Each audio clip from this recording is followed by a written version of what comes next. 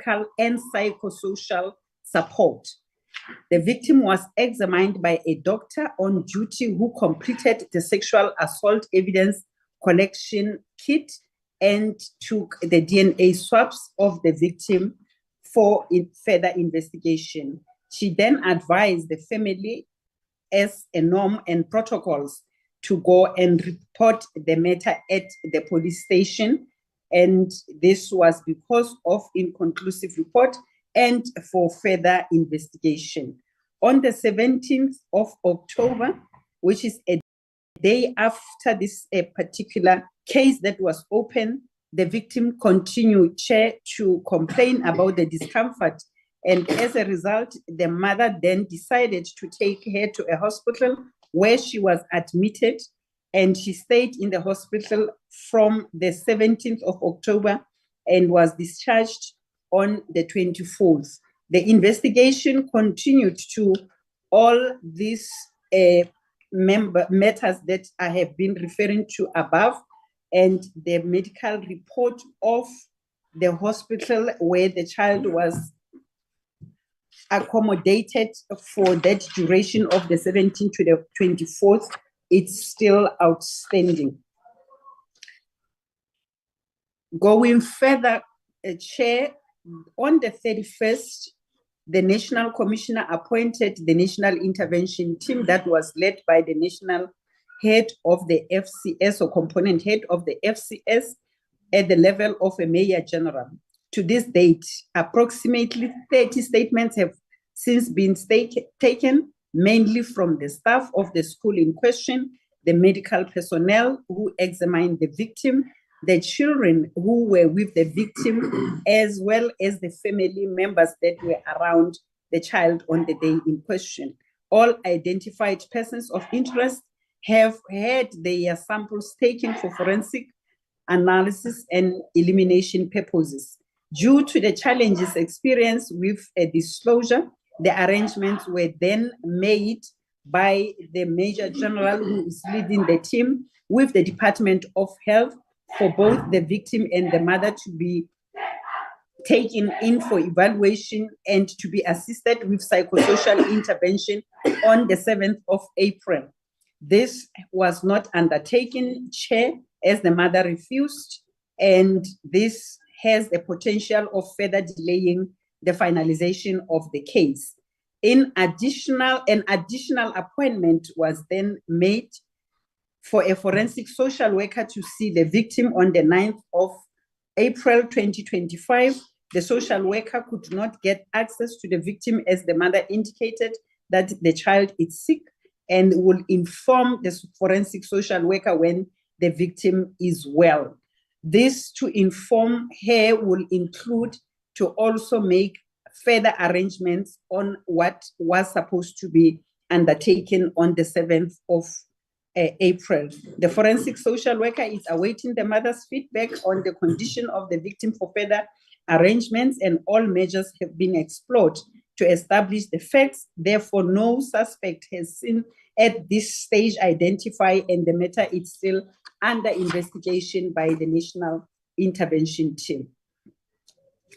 Getting closer home, Chairperson, on what transpired in the Eastern Cape when the case was reported, I will then give an overview of what the FCS unit in Matatiela did, who is responsible for the investigation of reported serious crimes against women and children in that area. The FCS unit ensured that psychosocial support was provided to both the victim and the mother by the South African Police Service employee health and wellness capabilities. The support was also provided by the SAPS Eastern Cape Provincial Office through corporate support, and the investigating officer was giving a regular progress to both the provincial or acting provincial commissioner as well as the family. The capacity as requested by the committee of the Matatiela FCS unit is at the level of a captain as a commander, and the staff members is at 62.5% of the granted allocation. The Public Service Act members It's at 50% of the granted allocation, and all South African Police Service members attached to this unit have since attended Resolving of Crime Learning Program, which is the basic detective training for all investigators. They also attended the FCS Learning Program. Only 2 members of this unit have not attended the FCS Learning Program. This has been prioritized and they will be nominated on the next available seat as determined by the training provisioning plan of the Division of Human Resource Development. The capacity, Chairperson, on the next slide, of the Forensic Science Laboratory in Eastern Cape, it's that they are responsible for the analysis of the forensic exhibits that were collected at the scene and from the victim, and issuing of the expert report in a form of 212 statements. So the role that they have played since the report of this matter, they have received the DNA swabs that they were provided by the investigating officer, as well as the clothing material that was worn by the victim on the date of the incident.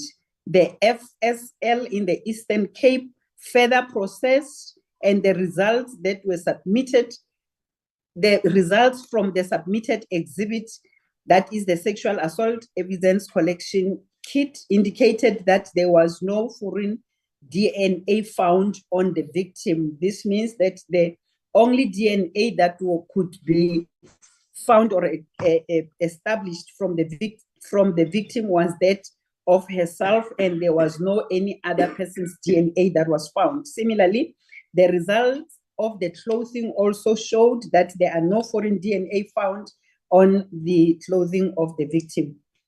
Coming to the capacity of the forensic science laboratory in the Eastern Cape, it has a fully functional laboratory and is supported by the Platted Cloth FSL in the Western Cape, as and when this is required. In the next slide, Chairperson, it will give an overview of what the South African Police Service is having in terms of the FCS units in the country. The responsibilities thereof, or the role of these units, is to investigate all reported cases of crimes against women and children, to ensure that witnesses are prepared for court, ensure prioritization and operationalization of the DNA leads, and investigation of identified serial rape cases, investigation of online child sexual exploitation cases, ensure a fully investigation of case dockets to secure conviction. Within this unit as well, there is forensic social work that assists the SAPS members in the investigation of child abuse cases. In the complex and very young children, the forensic social workers assist in the interviewing and obtaining of such statement. They conduct assessment of cases of alleged child abuse, and as referred by SAPS and or judicial system, the FSW is also conducting forensic assessment using age-appropriate techniques to obtain accurate information from children, especially children between the ages of 2 and 13, where members are unable to extract such information. They also obtain statements from young children, compile scientifically based court report, and provide expert witnesses in court to assist the court in making a just and fair decision in a particular matter. On the next slide, it's the depiction of the capacity that is there in the FCS units, where we have 28 units in the Eastern Cape, 19 in Free State, 23 in Gauteng, 26 in KZN, 17 in Limpopo, 16 in Mpumalanga, 17 in Northern Cape. Northwest has 13 units, Western Cape 26, a total of 186 units. In terms of the stations that these units are providing the investigation or specialized investigation of FCS, it's a total of 1,159 police stations.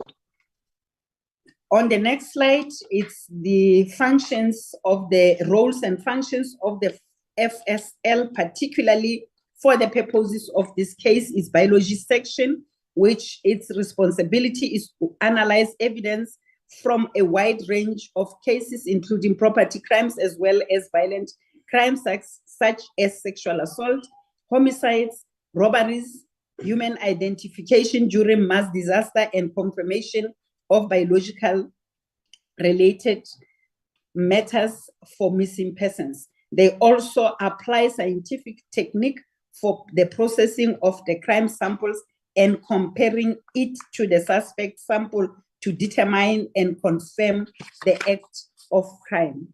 On the next slide, as requested, is the community engagement and risk communication strategies. What transpired since the wake of this particular matter, the Minister of Police, Mr. E.S. Mtunu, alongside the National Commissioner, conducted a media briefing on the 6th of April to brief the nation on the status of the investigation. The Minister further, alongside the National Commissioner, will engage as promised in that media briefing on the 6th, give a progress upon the completion of the investigation to communicate the team's finding.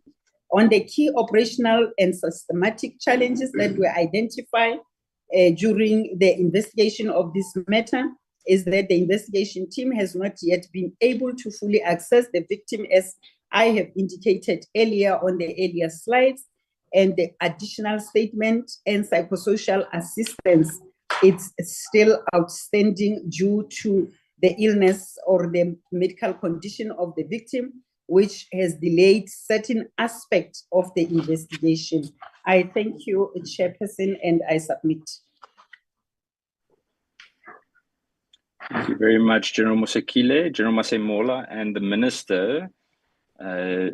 Minister said you would like to say something before we continue with the discussion.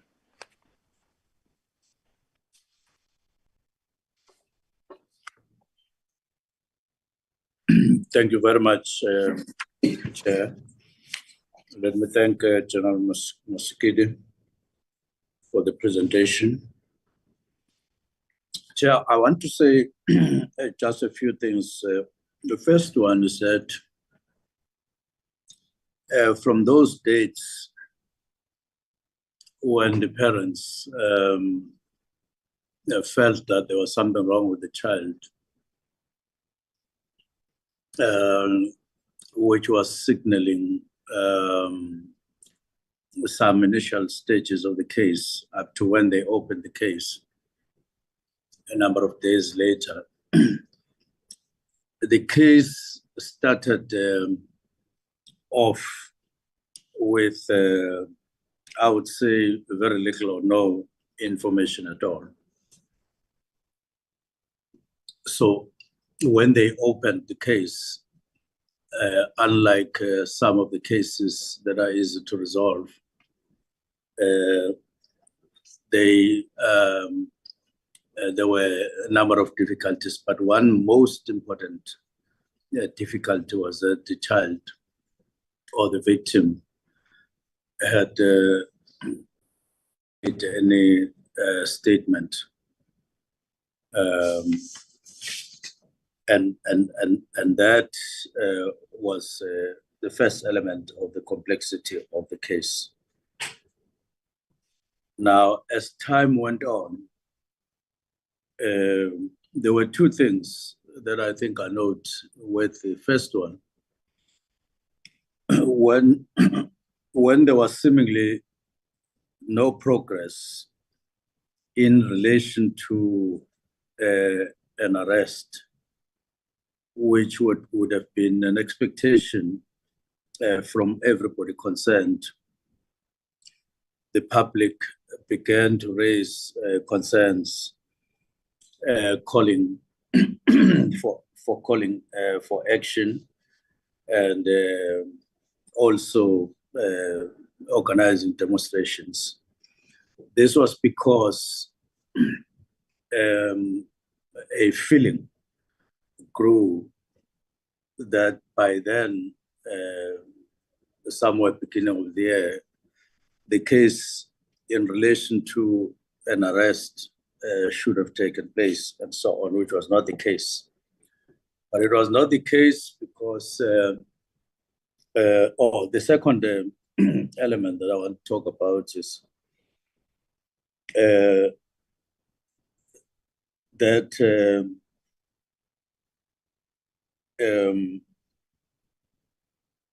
indeed,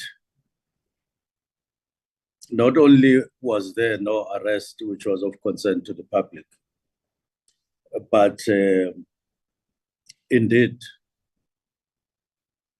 as I say, there was a problem of witnessing on the matter and other related matters. But I want to point out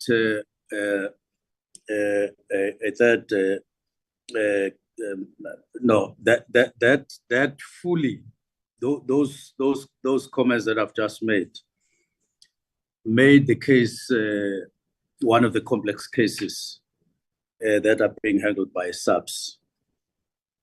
But I want to add that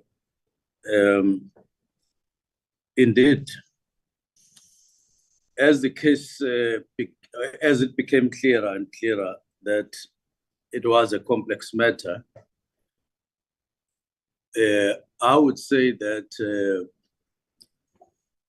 we could have, if we realized earlier, raised or elevated the investigation much earlier than we did to senior police, which would have created some stability, even if there continued to be no arrests, but some stability on the matter and better explanations to the public. But then, as we realized that National Commissioner and all of us intervened to the matter. Now, there is a matter that has come in there, which I'll explain later. Issues of the statement that the ministry made on the 29th of March, which then probably or almost diverted all of us in terms of social media and all of that, people making or reacting to what came to be spoken about this statement on the 29th. And I'm saying I'll deal with that later. But with that, with those matters having been explained, I do want to say that as investigations continue, there's also difficulty. There's still that difficulty of the family, the child, who, if she were to speak, would bring faster progress on the matter than it is the case. But police are busy. They're still investigating using other elements that they can to unravel the case. Thank you. Thank you, Minister. Colleagues, I'm then going to open the floor for discussion. May I please have the first set? There we go. First set of hands. I see the honourable member from the EFF. Just bear with me a moment. I just want to write down all the names. Honourable Paula, Honourable Matatiela, Mkhlala, Cwecwe. I can't put my hand up, Chair. Honourable Adams, please. Thank you, Honourable Adams. I've noted. My hand is up, Chair. Glynis Breitenbach. Thank you, Honorable Breitenbach. Let me check that I didn't miss anyone. There we go. Can I ask Honorable, I think it's Honorable Matatiela to come on from the EFF. You're welcome. The floor is yours. Thank you very much, Chairperson. Greetings to the DSG and yourself and all the members in the platform.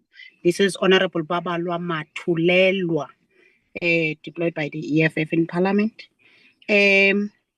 Number one, Chairperson, out of the 30 that the Commissioner was saying they've taken statements on, I want her to give us clear details on how many from the school and who are those. For instance, is it cleaners or general workers, principal, or who are those people? Detail so.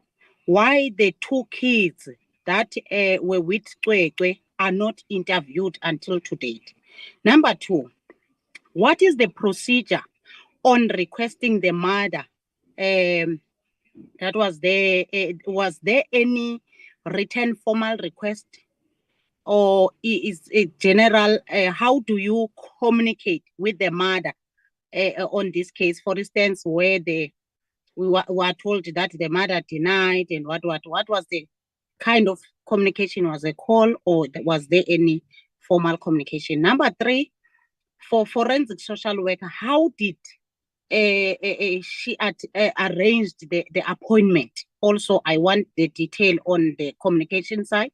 Number 4, when was the last time the forensic social worker checked the status of the child after the parents said the child was sick? Can we get also, as the dates are there on the side of the forensic social worker as well? Number 5, what are the security measures where you want to take them for the entire 2 weeks in terms of the parent that notified the police on the problems and as a result she has to relocate because of the safety? So what are the security measures with regards to the place where they want to take them to?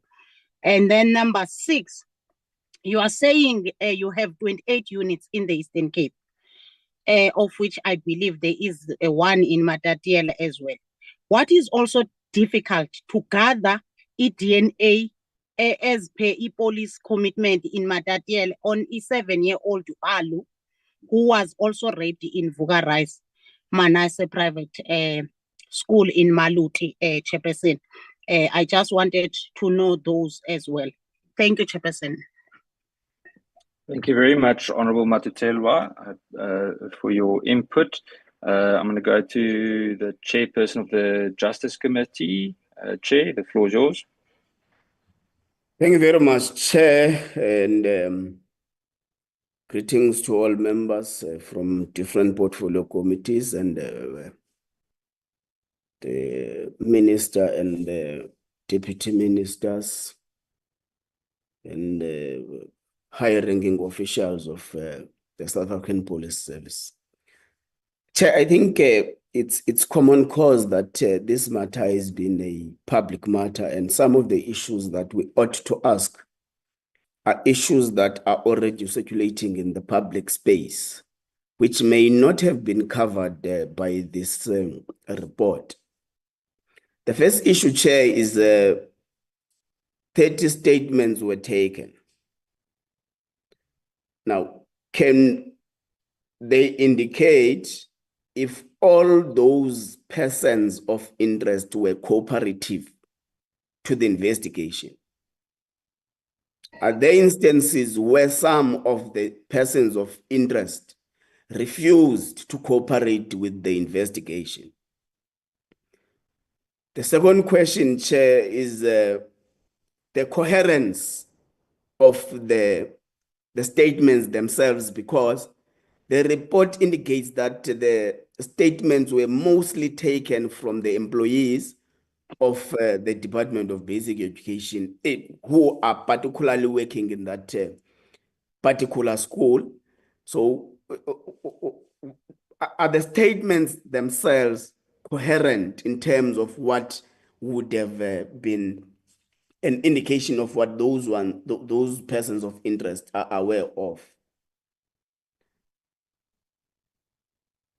There is an issue that is said to be delaying the investigation that relates to the psychosocial support that was supposed to have been given to both the victim and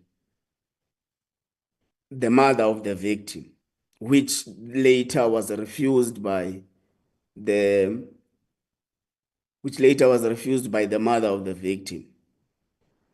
I suppose the psychosocial support that ought to have been given was meant for even the child to relax and say something in assistance of the investigation. Was this properly explained to them? Because in my belief, from what we see from the mother's child in the public space, is her commitment to have her child getting justice. So it becomes difficult to understand how would a mother who's committed to get her child justice refuse this kind of an intervention if it ought to assist the child's justice. So has this been properly explained to the mother so that she understands that this psychosocial arrangement is actually meant to assist the victim get justice? The statement speaks about, indicates something that was noticed by the parents later last year, 2024. But the National Commissioner gets to send a high-ranking team of detectives to attend to the matter in March 2025. So I want to understand, so that we understand the passage of time. I want to understand when officially was the case opened. Because if you check the passage of time between last year and the time that when investigations ought to have been started in March 2025, that passage of time itself may have destroyed the critical evidence. So when was the case officially opened? The Eastern Cape Forensic Laboratory examines issues, brings a report that says there is no foreign DNA that has been found in the victim and in the clothes of the victim. But in the initial stages of the report, we say there is a private doctor who actually completed a sexual assault evidence. So there is a bit of a confusion now if you have got a properly trained medical practitioner who completes a sexual assault evidence and later we find nothing. What has happened? What was the purpose of the completion of that sexual assault evidence? Lastly, Chair, I want you, Minister, to confirm not only to us as members of Parliament, and confirm also to members of the public, are we really getting a direction currently, without giving the specifics and the nitty-gritties of the investigation? Are we getting a proper direction towards ensuring arrest in relation to this matter? Thank you very much, Chair. Thank you, Chairperson. I'm then going to go over to Honourable Matthys. Honourable Matthys, you're welcome. Good morning again to the members of the committee and to the South African Police Service. We appreciate you preparing the reports on short notice. Just having said that, I think it's important that we note that we must never set a precedent that Parliament when Parliament or committee portfolio committees in particular make requests for transparency and for accountability from government departments, that it can jeopardize cases. I think it sets in a really bad precedent, and I think we may as well just pack up Parliament if that's going to be the case. So I do appreciate the South African Police Service preparing this report, and obviously we are cognizant of the fact there might be some questions that we ask that that might affect the case, and I am sure that both the Minister, the Deputy Minister, and the Generals and the Commissioners will have the intellectual capacity to be able to guide us accordingly. But having also said that, it also mustn't be an excuse and not to be held accountable by this portfolio committee. Mine is just quickly on your report, and some of my questions are already covered. My concern is that the report is saying that the forensic social worker was only appointed on the 9th of April 2025. So what has happened since last year? I mean, the case was reported in October 2024. So was there a forensic social worker assigned to this matter prior to that, or was it only in light of this matter gaining so much public attention that the Department of Police, the South African Police Services decided to implement all the things that should have been implemented from the get-go in this matter? I've been covered also the psychosocial intervention. There's a date here of the 7th of February 2025. One would think that that should have been done from the get-go. So was that provided to both the mother or the family and the child as well? The collection of clothing, when was this done from the child? Because there's no clear timelines on the FSL. When, I mean, I'm assuming that the rape kit was done when it was done, right? It was sent to the lab to do it. Were the clothes also taken at that time, or was this part of the testing done post the public outcry in that regard? And maybe that will also speak to not being able to find any foreign DNA, but just particularly on the issue of the child's clothing. You gave a quick, this is not directly related to this case, Chair and Minister. You gave sort of an overview of the FSC capacity across the country.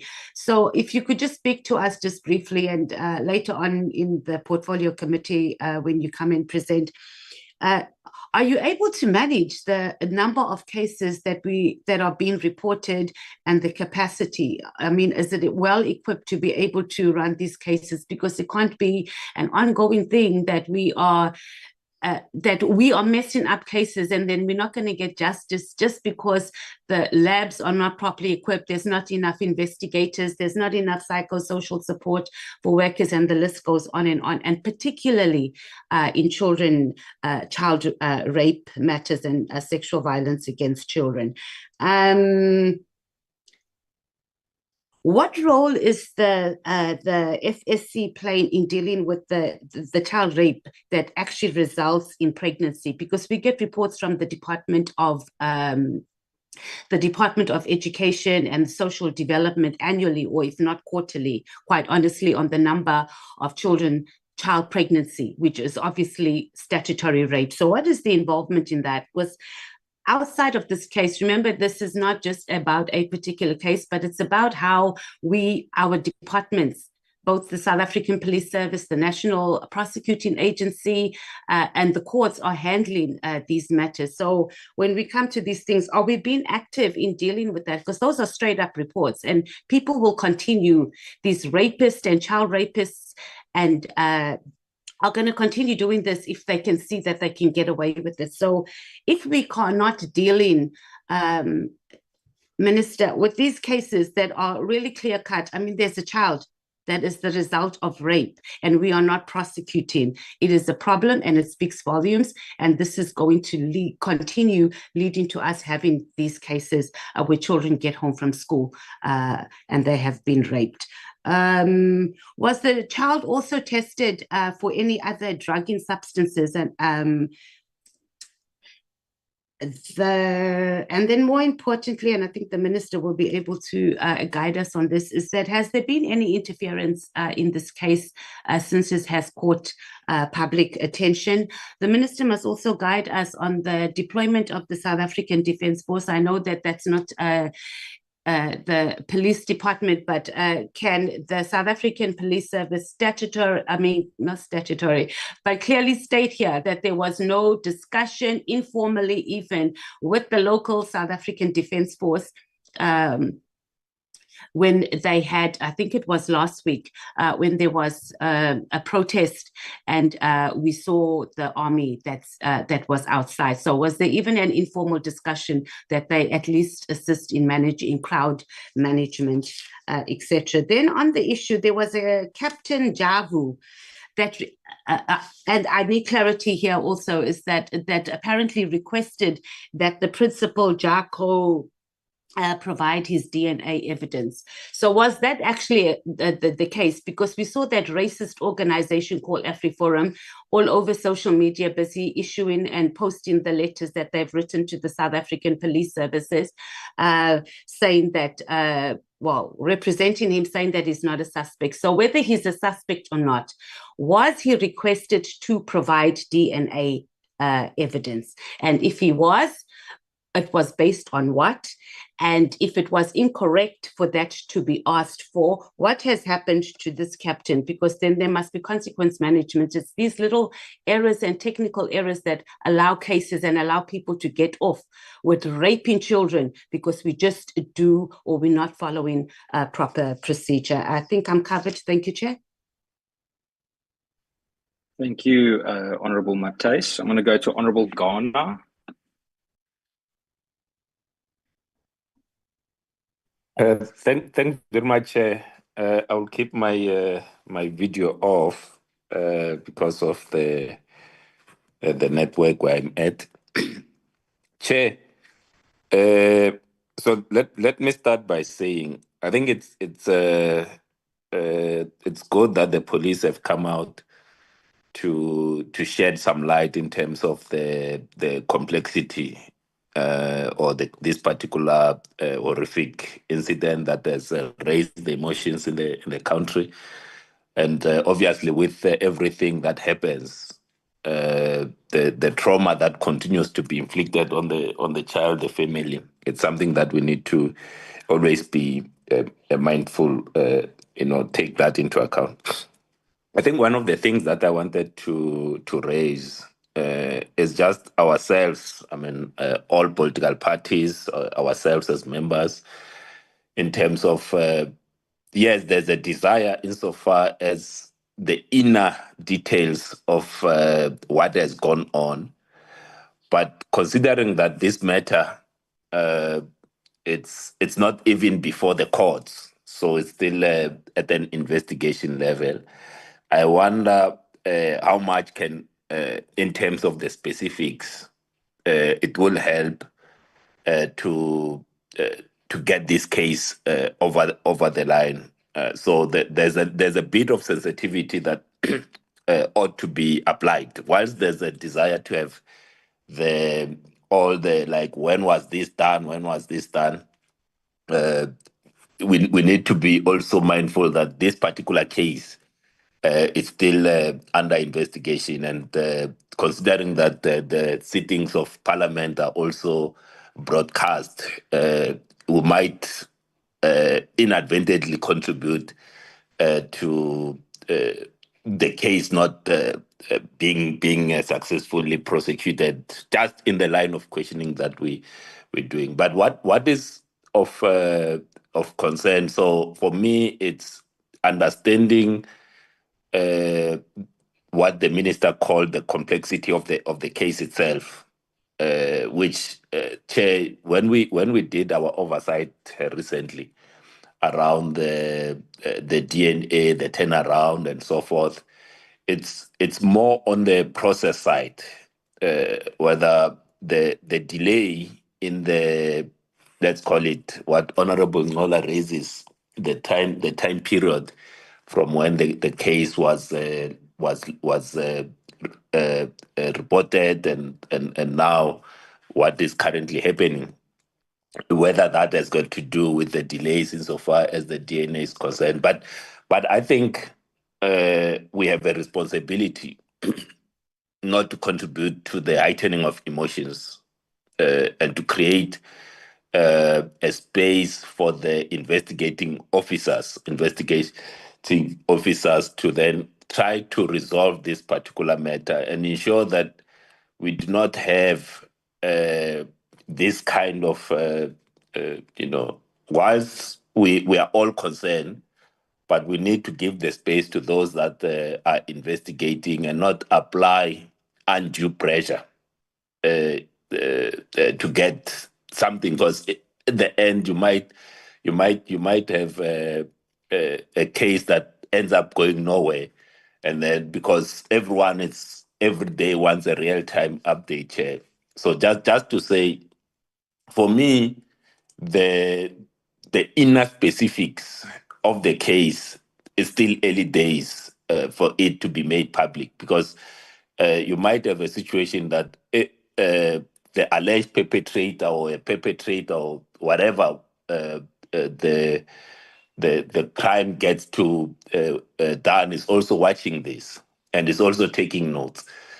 So my appeal will be to keep the specifics out, taking into account that this matter is not there, but then on the general, in terms of how matters of this nature are being handled, not because I heard Honorable Babala raise this in terms of other cases in the same policing precinct. How are they handled and the turnaround and so forth? That can be reported, but I will be wary of getting into the specifics, including the those that have been questioned, the specific of those that have been questioned, because it will not be right to reveal the names, even the, let's call it, whether they are teachers, cleaners, or whatever. The school has got a limited number of, or the community has got limited number of such professionals that you might end up inviting unnecessary violence towards some of the people. So let's err on the side of caution, allow the police to do their work. But if there's been mistakes that have been committed, things that have been said that were not supposed to be said, because I think the minister was referencing a statement on the 29th, maybe we can then get into that to say, was this the best way of handling this particular matter? Because some of the things we say might contribute to the heightened tensions in the country. Thanks very much. Thank you very much, Honorable Ghana. I'm going to go to Honorable Mukhlala.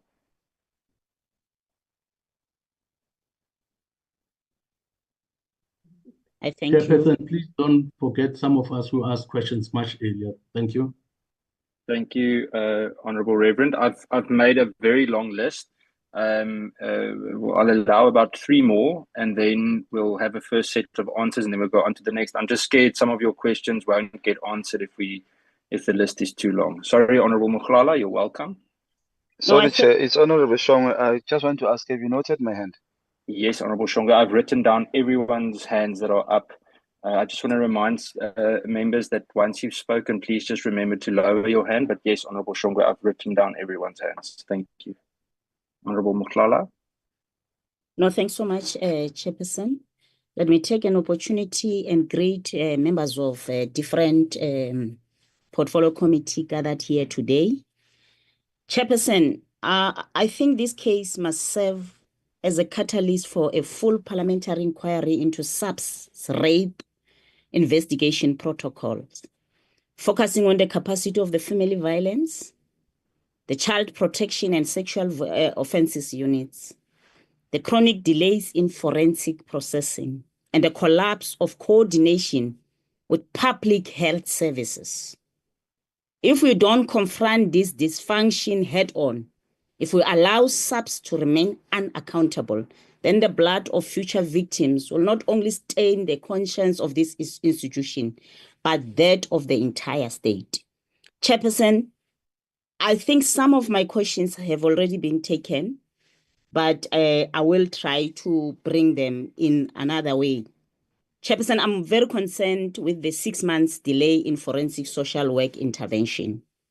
The crime was suspected on the 15th of October, but a forensic social worker was only appointed to assess the victim on the 9th of April 2025, a delay of nearly 6 months. Even when the appointment was scheduled, the mother said the child was sick, and the police made no further attempts. This shows gross neglect in prioritizing forensic assessment, especially in a case involving a minor, where early disclosure is critical for evidence and trauma recovery. The excuse of the child being ill should not delay forensic work. SAPS and the Department of Social Development should have activated emergency protocol to ensure the child receive timely intervention in a child-friendly environment with appropriate medical and psychological care.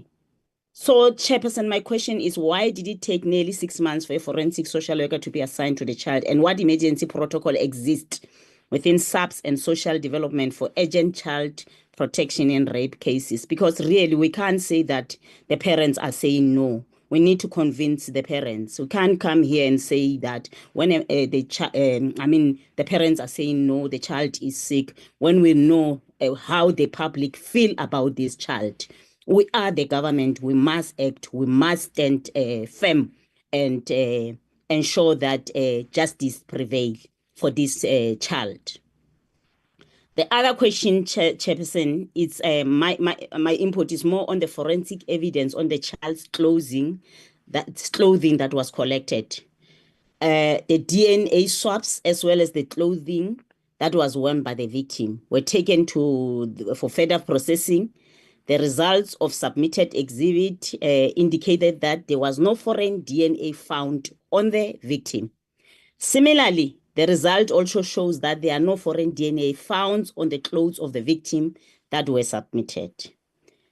Chairperson, this shows that DNA analysis was performed on the clothing, but it focuses solely on the presence of foreign DNA.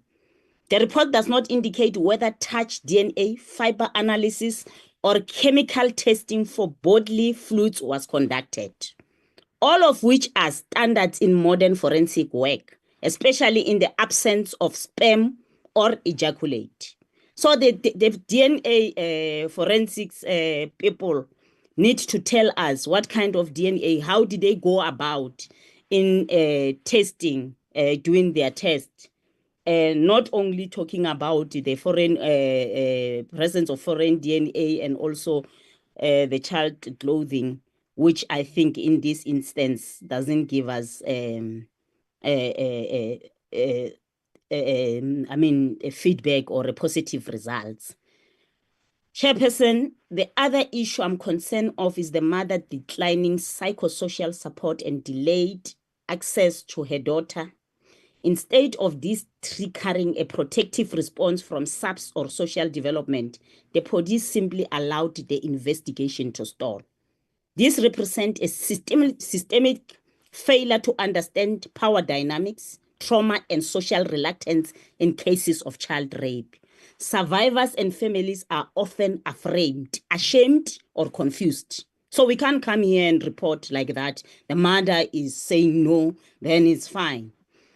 And it's the state's duty to build trust, ensure protection, and push thorough blockages with legal authority when necessary. So SAPS must tell us what did they do about that. They can't just come here and tell us the mother says the child is sick, and there's nothing that shows that they convince the family to accept access to their child. Because it's been some months, I will also do the same thing. I reported this thing around October. Nothing happened until now, April, when the public is there's a serious uprising everywhere. People are saying justice for this child. Now is the only time now that the state is running towards the mother. So there must be something that they tell us they did in terms of convincing the child to allow the police to have accessibility to their child. And lastly, Chairperson, because I've got so many questions, but I'm not going to ask them in terms of time and allow other members to also come in and also state their facts in this regard. Can we be told as well about the school safety or structural risk? It seems like there's no action on that. There's nowhere in the report that mention an audit of the school environment, investigation into staff background, or interviews with security personnel and cleaners. If the child's trauma began at school, the environment must be interrogated. But not securing the site, the SAPS has failed to protect other children and failed to investigate the institutional context of the abused.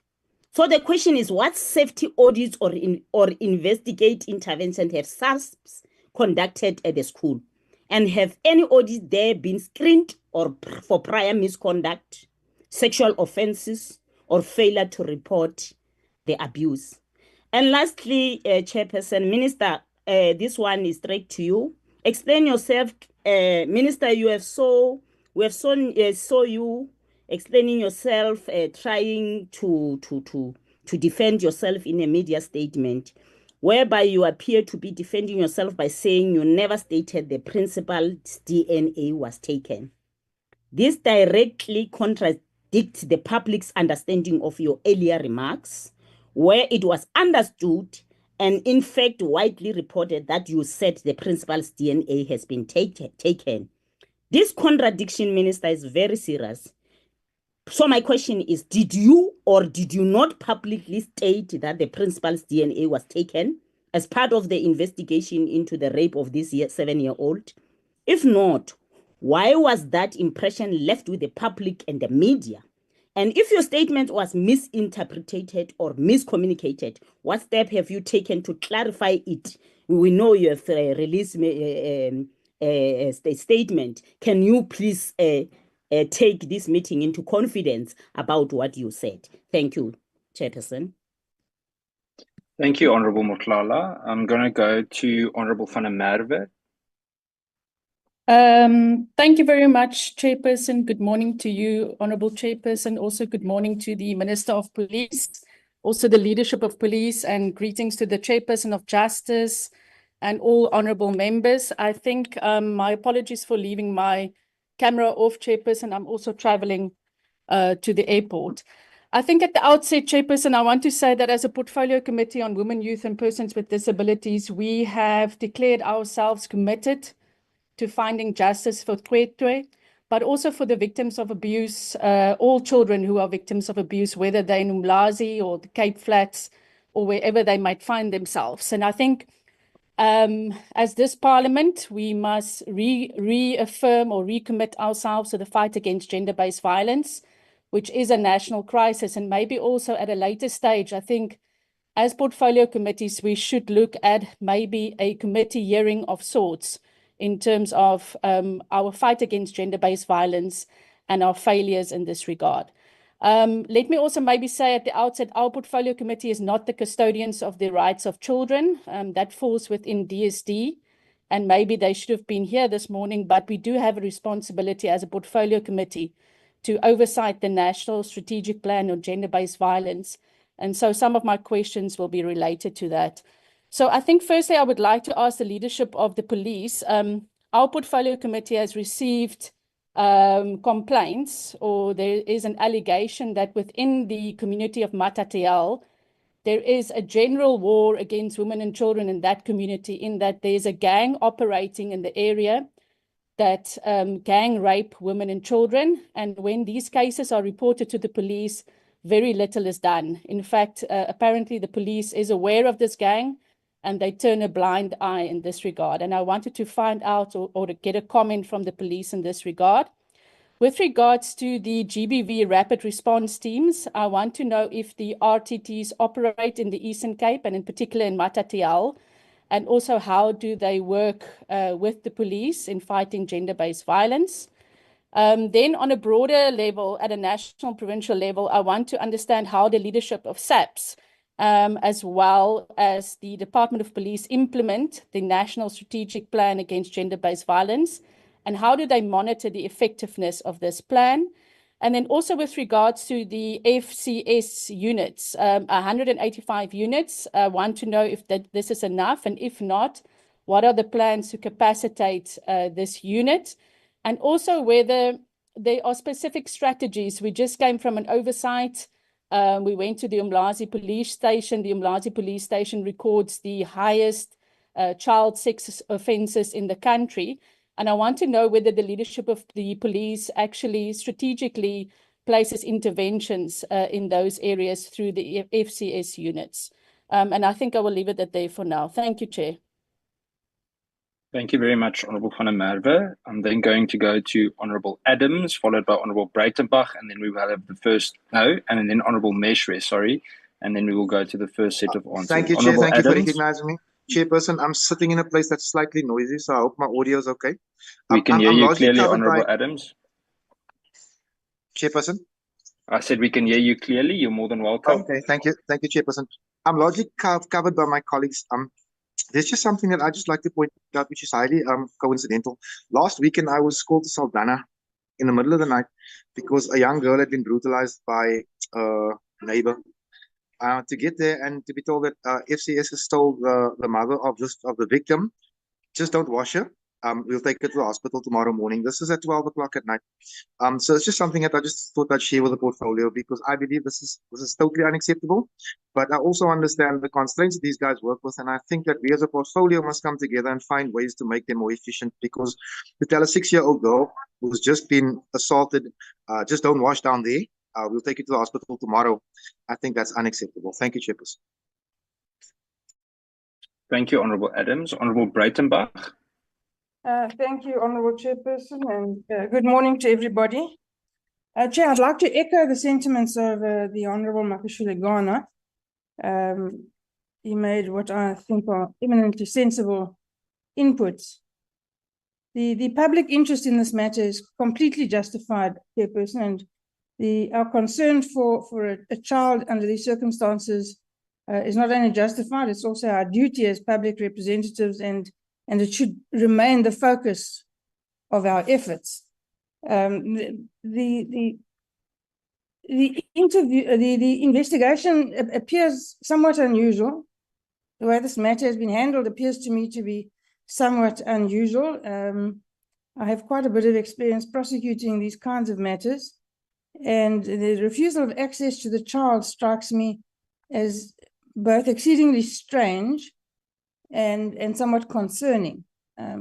If this young child was in fact raped or sexually assaulted, she's going to need a lot of support, which she's clearly not getting just now. And if the circumstances are different and she was in fact not raped or assaulted, she's still going to need a lot of support, because all of this publicity is going to have a very negative effect on her. So I'm concerned that more is not being done to supply this support for the child. That being said, Chair, I think as parliamentary portfolio committees, and all the committees are represented here that have an interest in the matter, we should be very, very careful about how we deal with the matter. We have to be concerned about the child, and we have to support her, and we have to ensure that she gets the very best that we can offer. But we should be very careful to not interfere with a police investigation that would have a negative effect on the investigation and the outcome thereof. And we should also be very careful not to act in a fashion that would prejudice any possible prosecution that could flow from this, which is also would be inadvertent but very easy to do. And so we should all be very careful that we don't do that. There could be many explanations for a failure to find DNA. Some of them have already been mentioned. That is not conclusive. What concerns me is that there appears to be no version yet from this child. And the passage of time has an influence on people's memories, and more especially on the ability to recall facts of a young child. So there are many aspects of this investigation that concern me, that strike me as somewhat unusual. But my greater concern is that the hype around the matter has a negative effect on both the investigation and the outcome thereof. and also a possible prosecution that may flow. So I would urge members to, while we must be concerned and we must be proactive, I would urge members to be careful not to take any steps that would have the result of a negative impact on the investigation and or any possible prosecution. Thank you, Chair. Thank you, Honourable Breitenbach. I then move to Honourable Reverend Meshwe. Reverend, the floor is yours. Thank you, Chairperson, and good morning to all members, members of the public and the police. I must say from the onset, Chairperson, that I am very disappointed at the length and the time it has taken. I mean, 6 months not to have any investigation and any suspects who are being investigated. This is a concern, particularly because this matter has to do with a 7-year-old child who needs support from as many people as they can get, particularly from the social workers and the medical reports. I saw on page 4, we saw that the medical report of the hospital is still awaited. Obviously, this is a concern. How long does it take for a hospital to release a report, a medical report that is very necessary for the investigators to know what steps next to take? And I would like to know at what stage the hospital was requested to produce a report and why it is taking so long. It's also very concerning to hear that the forensic social worker has been denied access to the victim with the excuse that the victim is sick. Now, is there doctors or a doctor that was allowed access after the forensic social worker stated that the mother claims that the baby is sick? Is there a medical report that proves that indeed the child is sick, the victim is not well? And if the victim is not well, is this victim getting medical attention? And if the police are waiting for the mother to give feedback and she's not giving it, is there no concern and what is being done about that? It is very disappointing. Obviously, we don't know the reasons. And that is why I agree with an honorable who said, has the mother been given all the details about the importance of the psychosocial intervention? Because if she is refusing, is it because of lack of understanding? Is it trying to cover up something? We don't know. But I think the police need to tell us that they have done a lot and they have failed.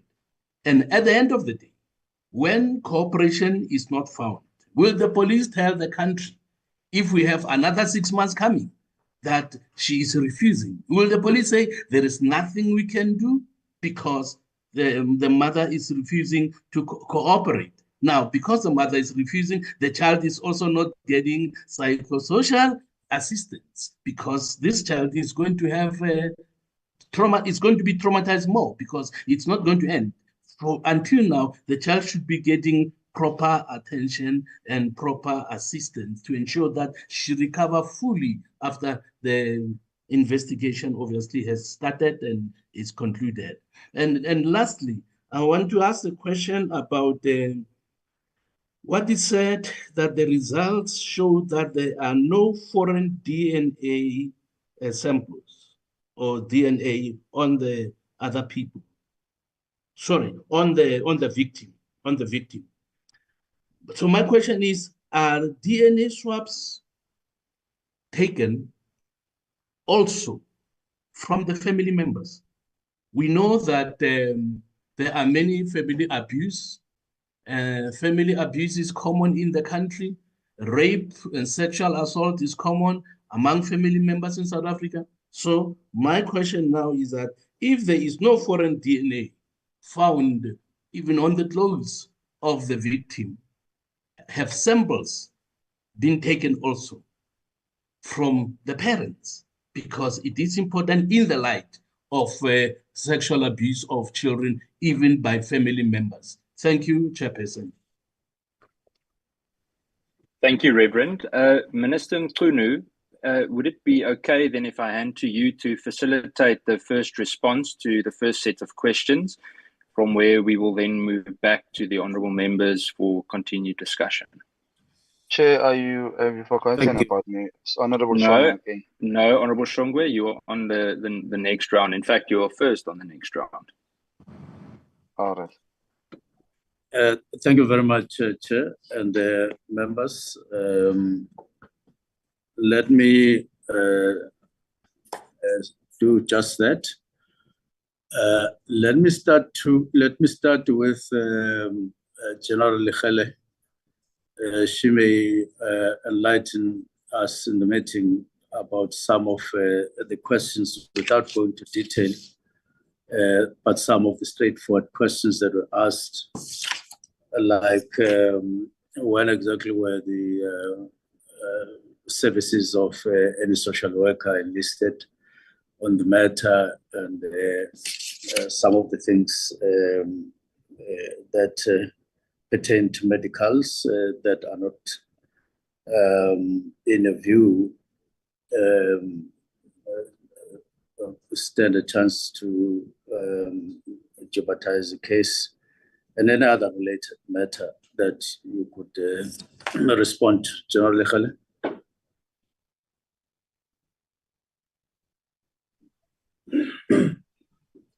Thank you very much, Minister. Thank you, Honorable Chair.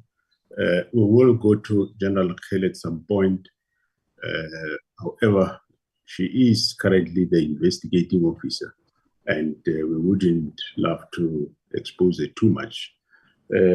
Honorable Chairperson, the statements were taken right from the word go. However, the intervention that I sent now through General Lekele was to rerun the investigation and obtain further statements where she would find it necessary. And she did obtain quite a number of statements, hence there's 30 statements taken up to so far. We need to indicate that statements of children that are going to school with this 7-year-old were also taken, but some of the kids were on holiday now, and she will still obtain those further statements as the investigation is still progressing now. As social forensic worker, we just need to say to members of the portfolio committee, was involved right from the word go when the investigation started in October.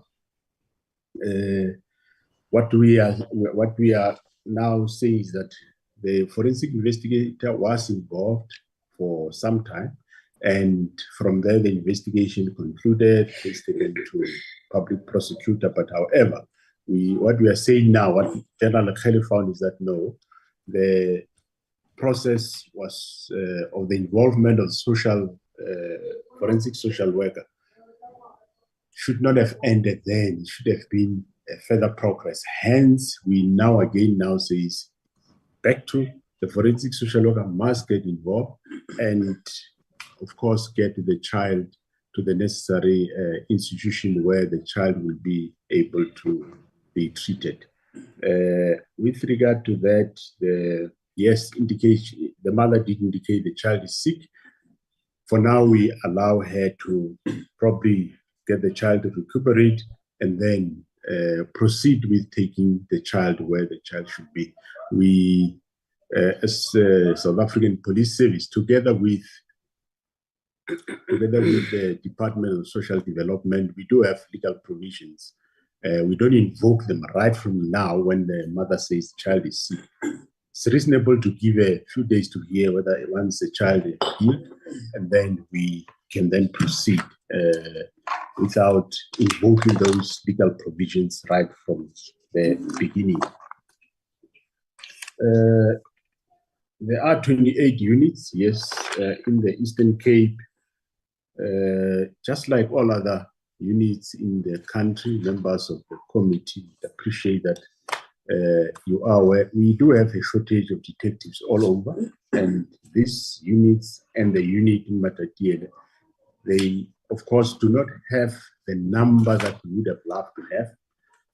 Hence, the portfolio committee, remember, we briefed you about the capacitation of detective this current financial year with the 4,500. That recruitment is in the process, and FCS units countrywide will also benefit out of this 4,500 injection into the whole of the detective services. We would love to have FCS units, including your stock theft unit, at every police station. Of course, stock theft unit will only be at those areas that we know there are stock theft. There are stock theft crime. There are stock theft crimes related, not like your CBDs, like in Johannesburg and so on. But FCS units, we would love to have. The plan is to have them at each and every unit, even if it's not big, but have them. But for now, we have them per district. Some districts have got more, but we are in the process of reinforcing. And the unit in Matatiela have a shortage of vehicles. The provincial commissioner has been directed to now in the new financial year to allocate more vehicles to that specific unit. Statements were obtained from, as I said, over 30 statements were taken from a number of role players where the investigation indicates that we need to take a statement from somebody, either as a witness, and of course, those that might be members of people of interest. Also, we did take some samples from them. Psychosocial support, I think we did respond on that.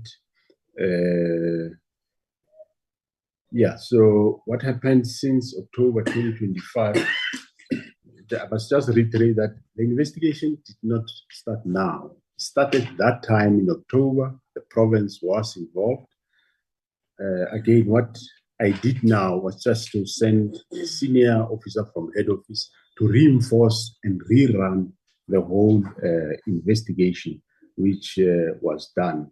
Of course, General Sikidi will respond on the matter of doctors and yeah, the necessary samples, the clothing, whatever has been taken to the forensic science lab, and the necessary tests, without mentioning exactly what tests, we did mention that there has been necessary tests that were done. Yeah, the role of FCS units in case of child pregnancy. Yes, in terms of the law, the hospitals are obliged to inform the police when they find such cases, and currently they are doing it. Most hospitals, they do inform police, and FCS units do respond accordingly.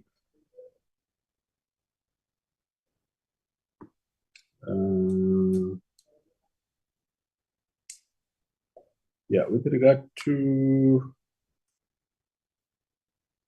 the role of SAPS on the National Strategic Plan on Gender-Based Violence, we do our part. We have a committee with the Department of Women and Children and People with Disability. We continuously have those meetings.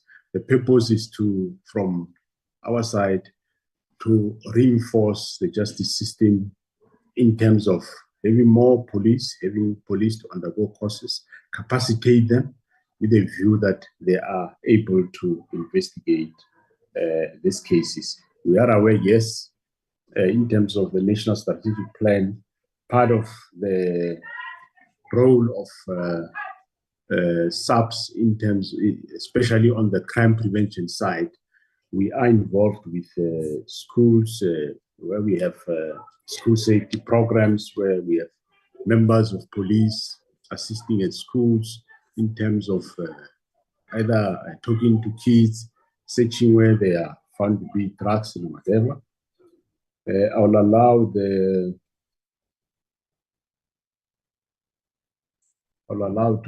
have also the province general data just to respond on the issue of a gang that is apparently in the Eastern Cape. Just to reiterate that from SAP's point of view, it's not that we are reluctant to do what we're supposed to do. We're definitely going to ensure that we will definitely make sure that we do all our best to make sure that this case is investigated very, very thorough, and we are doing that. We understand the publicity that the case have generated, and we are committed as South African Police Service to say, with the resources that we have, we need to come out and assist the vulnerable, the women and children, and investigate those cases nationally, and will continue so. Can I ask General Msikili just to answer some of the questions? Thank you. Through you, Honorable Chair. Chairperson, thank you once more. Thank to the honorable members for the input. Chairperson, before I get to the issue of the medical, as the National Commissioner have requested, it's just to also request, must I continue, Chair? Yes, please, General Musekile. Thank you, Chairperson.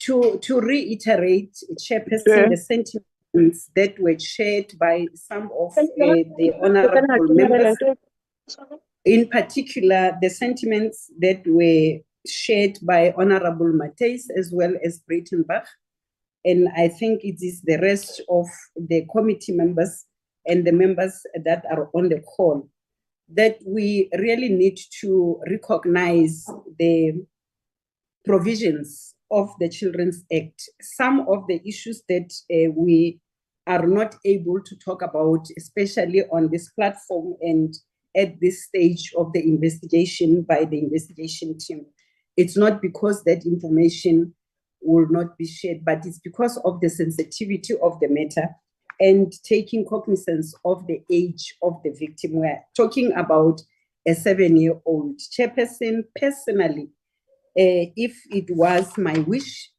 and the way we have been dealing with these matters in the country, if we really take the provision of the Act, I would have opted to even hide the identity of the victim. I know that we are using the name Cwecwe, which is the well-known word around where she stays. I would have opted, as we have done, that to rather refer to this matter as child X, child A, or whatever, even to hide the identity or to prevent the identity of the mothers.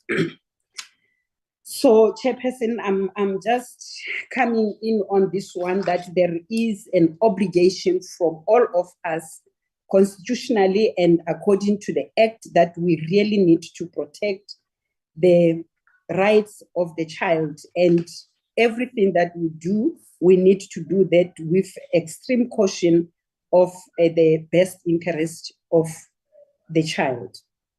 When it comes to the reports that, or the question whether the medical reports were obtained and were adequate, the child was exposed as early as last year when the matter was reported. The report also reflects that persistently the child, after being taken to Tuzela Care Center, which is the center that we use with all expertise at it is called One-Stop Center, where the experts or the sexual assault evidence collection kit was collected all the necessary samples, Honorable Mishwe, and I think it was also mentioned by Honorable Babalwa. Everything that the kit seek to obtain was obtained, and it was sent for the analysis. The report was presented to the investigating officer in the form of a J88 already in 2024. Then the report further explained that a day after the child was exposed to the doctor that completed the J88, she further complained of discomfort. Hence, she was taken for another medical doctor to examine and to establish, and the child was admitted for a few days, that is from the 17th to the 24th. There was another question of why the DNA could not get any forensic sample. Was it adequate? Chairperson, we are having forensic service that even teaches or will share with other countries what they are doing. So we are adamant as the country that they have done justice to this matter, as we do with any other matter, and as we are expected in terms of the NSP that was indicated earlier, that we need to do and that we have been doing. Hence, will from time to time indicate the number of cases that have successfully been finalized through this matter.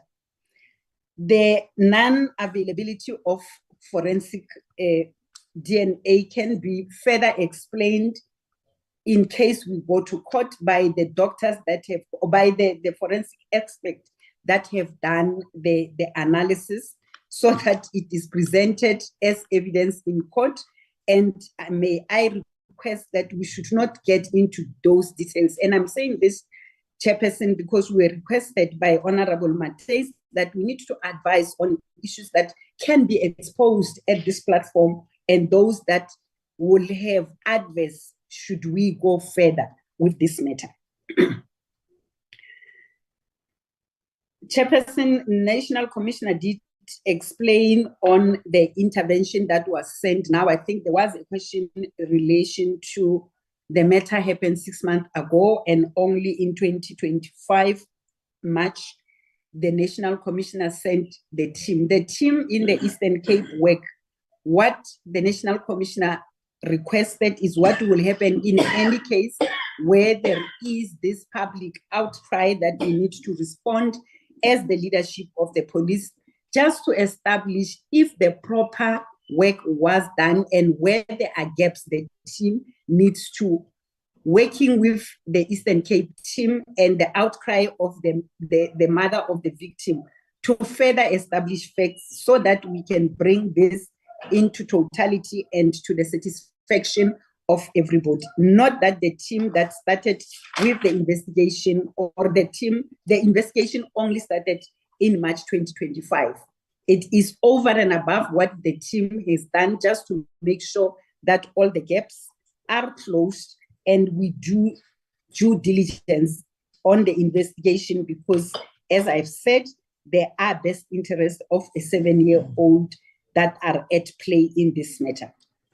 I will agree as well with the member that shared the sentiment that the psychosocial, I think it's a Chairperson Tola, psychosocial support that is intended, that was requisite for the 7th. Subsequently, we also tried to get that on the 9th, and we are waiting for the mother. Needs to be understood as well that the intention and the purpose is to take both of them in a environment that is relaxed, conducive. Chairperson, on the matters of this nature, you will not just talk to the victim once or twice and you are satisfied that everything is well and good. You need some time, you need to at least prepare and assist them in dealing with what happened and what is happening so that we can get the facts. As of to date, the child has not yet been interviewed by the expert. She was exposed to the forensic social worker who was requested to continue because they do have that relationship from the time that the social worker worked with the child in October 2024. So that will be so that you don't expose the child to many people to try and get information. We will be confusing the child and we might not get the results that we are intending to get to bring this matter to the finality and to at least to the satisfaction of both ourselves, the South Africans out there, as well as the mother, as she has cried out to say, can I be assisted in this matter?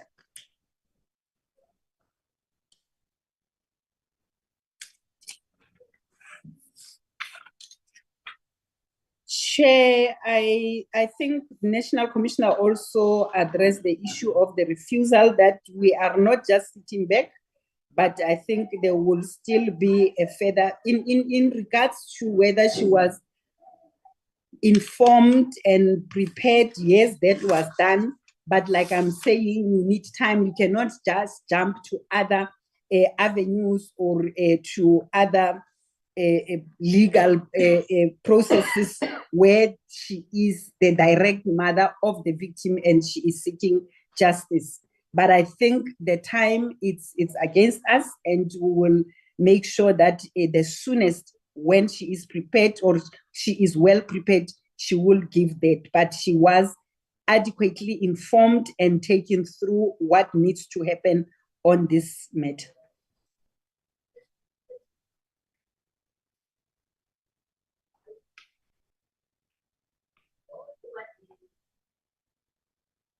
I think, Chairperson, some of the issues were inputs that came and majority of the matters have been responded to, unless I have forgotten any matter. And on the matter that was raised by Honorable Abrams on the Saldanha matter, I think when we do both the visible policing and the FCS during the public education, they do stress and teach how the victims should preserve evidence. So it's part and parcel of the education that we're doing. And I think, Chairperson, one other matter that the forensic experts will advise is that there are other means to extract evidence irrespective of the time lapse that will be from immediate to 72 hours.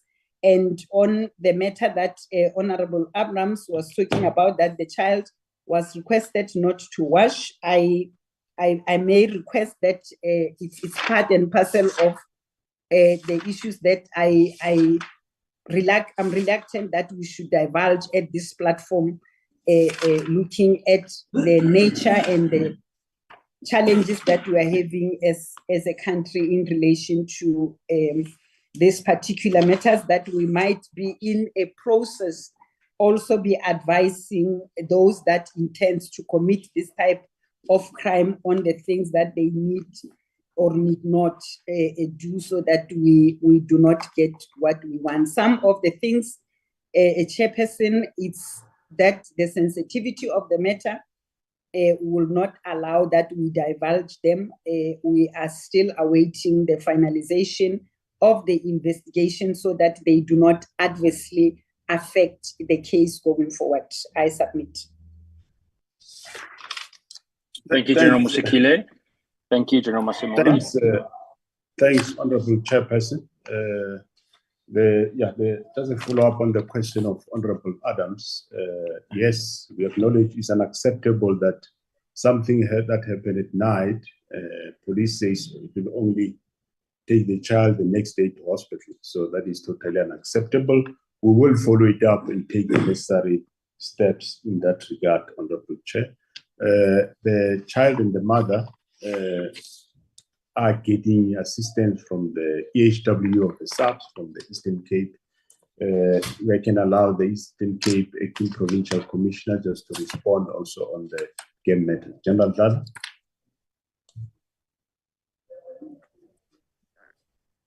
Thank you, Honorable Chair. Greetings to you, Honorable Chair, and other Honorable Chairpersons and other Honorable members. Greetings to our Minister. Yeah, Honorable Chair, I want to say that we are not aware of any gangs operating in the Matatiela area raping the people. We know of the individual cases where we have made arrests on the cases at Matatiela. We are also part of the provincial task team that is dealing with GPV. Thank you, Chair.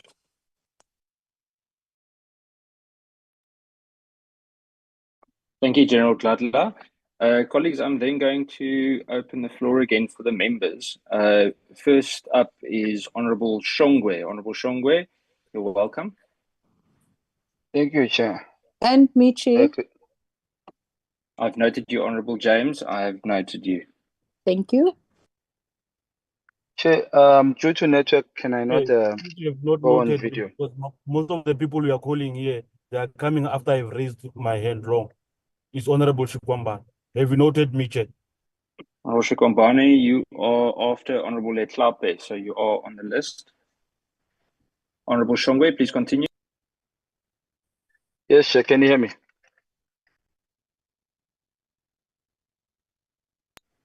We Chair, can hear can you you. hear You me? can go ahead. Yes, you can go ahead. Chair, sorry.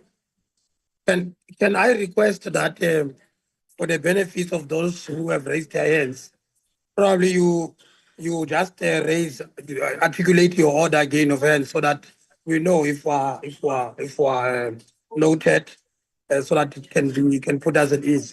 Because like the honorable member would have said, some of us would have raised hands long time ago, and we realized that people who have been called, perhaps is your order, but can you just put us at ease by giving us a sense of who's coming next? Gladly. Honorable Tsotsi, 100%. Next up is Honorable Cwecwe, then Honorable Letlape, followed by Honorable Shikwambane, then Honorable Shabangu, Honorable Skosana, Honorable Kanyile, Mgadi, Bloze, Tsotsi, and then Honorable Adonis, followed by Honorable Muela, Honorable James, and then Honorable Kumane. Honorable Cwecwe. Thank you, Chair. Greetings to the Minister and the honorable members, and to you, Chair, and all the chairs of the other committees, and the public at large. Chair, I'm covered by most of the members, but I got worried when it comes to the understanding of why is this committee probing this case. I'm worried about the Honorable Engelbrecht and Honorable Ghana for them using this platform to campaign for a blue light for their GNU status. Chair, had it not been from the public, we wouldn't be here. And number two, Chair, if the members of the SAPS had done their job on time, attended to this matter in time, we wouldn't be here. So we can't be told that there's certain things that we shouldn't ask, as if we don't know that we'll be jeopardizing the case and asking certain things that are not necessary. We are adults, we know that, and some of us understand these things. But Chair, had it not been for the public speaking about this matter would be mum and nothing would have happened. What about those people who don't have access to internet, phones, or are fearing for their life to go in the public? What would have happened had we not come and speak to this issue? Look at this, Chair. From the 16th, when this incident happened, to 24, this child went to hospital. Again, you find the hospital not giving results. Again, government failed. They are now saying the mother was refusing to give access to the child, stating certain reason. I don't believe that. I totally don't believe that. Again, I feel there is another cover-up here. I would like, through you, Chair, to ask the minister, did he say that the DNA was taken from the principal and it ended up not being taken? I hear that in the report it says there were DNA taken from members of the alleged members. I want to know, Uti, between that space, when was the principal's DNA taken? That's what I want to know, number one. And number two, the totality of this report, it's now blame shifting, if you can listen to all of it. It's now somehow blaming the family as if this delay is caused by the family. Where was the family from 24 until March when the task team was given this task? How is the mother delaying there? The results from the hospital that are not there, even from then till today, where is the mother delaying that? Why is the report now starting to sound as if they are again protecting somebody, but now giving direction to say it's the family that got us here? Why is that, Chair? We can't. And for Honorable Engelbrecht to say if the child was raped, there is a medical practitioner who said there was penetration. If she, Honorable, to me, Chair, this is still, it's a race card being played here, and somebody is being protected. We can't be pushed back if members of SAPS were not moving. Had it not been for the community speaking to us about this matter would have been mum, and it would have been pushed aside, and the family would have been told there's no DNA, there's nothing. Chair, there was a person who ironed the clothes of that child. It can't be that there's no DNA there. The mother or the father, whoever prepared the child in the morning, there can't be that there's no DNA found in that child's clothes. This thing needs to be probed seriously, Chair, and serious intervention must be done here, Chair. I'm asking for the members of the SAPS not to use, together with the minister, not to use this report to now blame shift and point it to the family, as if members of SAPS followed this thing into the in the right direction. We have to protect the family. We have to protect our community. We are here for them. We are their mouth, Chair. We speak for them. So can I ask, Chair, that this matter be probed furthermore? We need to understand, for me, Chair, it's important. When was the principal DNA taken, if it was taken? And why did the minister say the DNA was taken when it was not taken? Who informed the minister of that information? And what was the intention of that information, Chair? I submit, Chair. Thank you. Thank you, Honorable Cwecwe. Honorable Letlape. Thank you, Chair, and greetings to yourself, other chairpersons and members of Parliament and members of SAPS. I'm largely covered, Chair. I just want to emphasize on the reckless statements that were made by the two members of Parliament in this committee. First, with Honorable Ghana coming in here and wanting to act as a spokesperson of SAPS. It's completely uncalled for. And this is because leaving the fact that he's a man and he gets to come to this committee and want to dictate to other members of Parliament on how to deal with particularly a rape case of a minor. We are in this state today because of the historic experience that we have with rape cases, with GBV cases, with femicide cases that we have and how they are handled in South Africa. And this is why there is a national panic where the entire country can want to put the country on a standstill because of a rape case of a 7-year-old. And this is not just Cwecwe's case. Cwecwe just seems to be an advocate. She was one kid that assisted all the other victims of rape that can't speak for themselves for rape cases to be at a national interest. This case is of national interest, same as all the other cases that are not reported, that don't reach the media spaces, that police officers just hide and push under the carpet. We know of those cases. And we know of families of victims that say, we reported the case and nothing was done.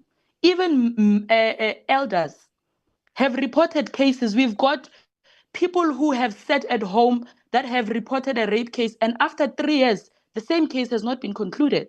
So we are not, there's no one who's just coming here to grandstand on wanting to get an update on a case that has attracted so many people across the country to want to know what is happening with this case. Many of these people, Chair, are rising out and are on the streets because majority of them are either families of victims or victims themselves. So members of parliament must not come here and want to grandstand and want to become officials of SAPS, whether or not you are a prosecutor. What Honorable Brackenberg has said here, whether or not you are a prosecutor, that does not give you the audacity of wanting to say if indeed the child was raped. It's very insensitive. And members of parliament, before they say certain things that are very insensitive, they need to at least sit down and make introspections on what they're about to say. We are not here because anyone wants to be heard saying the longest statements or having the loudest voice. We are mainly here, and the request for this meeting was because we have now relied on social media so much on this case, and that on its own can pose very negative effects. In a country, we have seen young people, old people on the streets trying to get justice and requesting for justice, and for us to be addressed by the minister through a media press briefing. It can't be. We are members of parliament. We've got an obligation, a constitutional obligation, that members of parliament must perform their constitutional mandate, and they've got a responsibility to hold the executive accountable. And that's exactly what we are doing. And we can't suffocate departments. We need to hear their side of the story. We need to hear what the Department of Eastern Cape has done. We need to hear from the Commissioner of Eastern Cape. We need to hear from the Department of Education on how this matter was handled. And this is why we are here. So people must not come here and want to grandstand and want to make serious cases as by the way cases. Some of us, we speak on a daily basis to families of victims. And it does not think well that every night you must sit at home and wonder on how many cases are you going to get the following day on the same issue. So I'm glad that SAPS was able to give us and acknowledge the fact that when there is a national crisis and there's a national cry on an issue, there is a responsibility for them to come and account. We appreciate that. And that they know, they've got experience on what questions to answer and what questions not to answer. Some of our questions will be triggered by what we experience on a daily basis, but they know how to deal with these cases better. What we are interested in is putting the country in confidence to say this is what is happening, this is an outcry, and this is how SAPS is dealing with the case. I just want to check. I know there's a serious capacity issue in SAPS, and this is why there's now the commissioner who must now, there's senior leaders of SAPS that must now go and reinforce in the province. Is it because of capacity, or is it because the case has now gained so much momentum and national interest that you want to fast track this process? Because we don't want this case to be the only case that gets prioritized, and then after this case we get 100 other cases that need to go to social media before they can get this prioritization. Is it the deployment of senior members of SAPS to the Eastern Cape because of interference, or mainly because of capacity, and that the National Commissioner felt that it is important that he reinforces with senior members to try and conclude this case easier? It is said that the parent is refusing to give access. And I want to agree with Honorable Tola, who says that maybe they have not explained thoroughly what this process would do and how it would assist in fast-tracking the conclusion of this case. And the report also says that it is delaying the process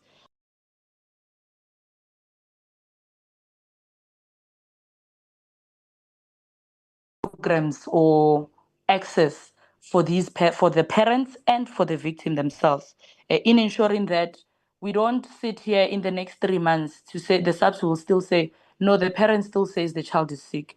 Are there avenues that you can use to ensure that, yes, you must give them space, but how is your communication with the parent in ensuring that the child gets well in her illness, but also in ensuring that in the process of her healing, you don't wait too long, that when you start with this process, you uncover the wounds, that you then take both the victim and the parents back to the incident. What is it that you are doing in ensuring that you don't wait too long, that when you start with this process, it will be you opening wounds that should have been closed already? The minister had touched and said that he's going to come back to the issue of the principal, the statement that he made, that the principal's DNA samples were taken, and then the next thing, the DNA samples were not taken, and all of that. I want the minister to confirm whether or not the principal is a person of interest, and whether or not the principal was asked to give DNAs, and whether or not he did indeed give DNAs. And if he refused to give DNAs, what were the reasons for that? And legally, what is it that SAPS has done to ensure that they obtain, or the principal finally provides these DNA samples? It's not that we want the principal is not a suspect, yes. But if you are going to take samples of staff members, of family members and all, the principal is a head of a school, is the father of these children in a school. The same way social media says the father of the victim said, I'm available for my DNAs because I'm a father to this child and this child sleeps in the same house with me. As a father of school learners, has the principal availed himself to ensure that, or to assist SAPS with regards to this case? And given that the report says that there were no foreign DNAs that were found, what were the additional forensic avenues that were explored, if you are able to give that to us now? But other than that, I am largely covered. Thanks, Chair.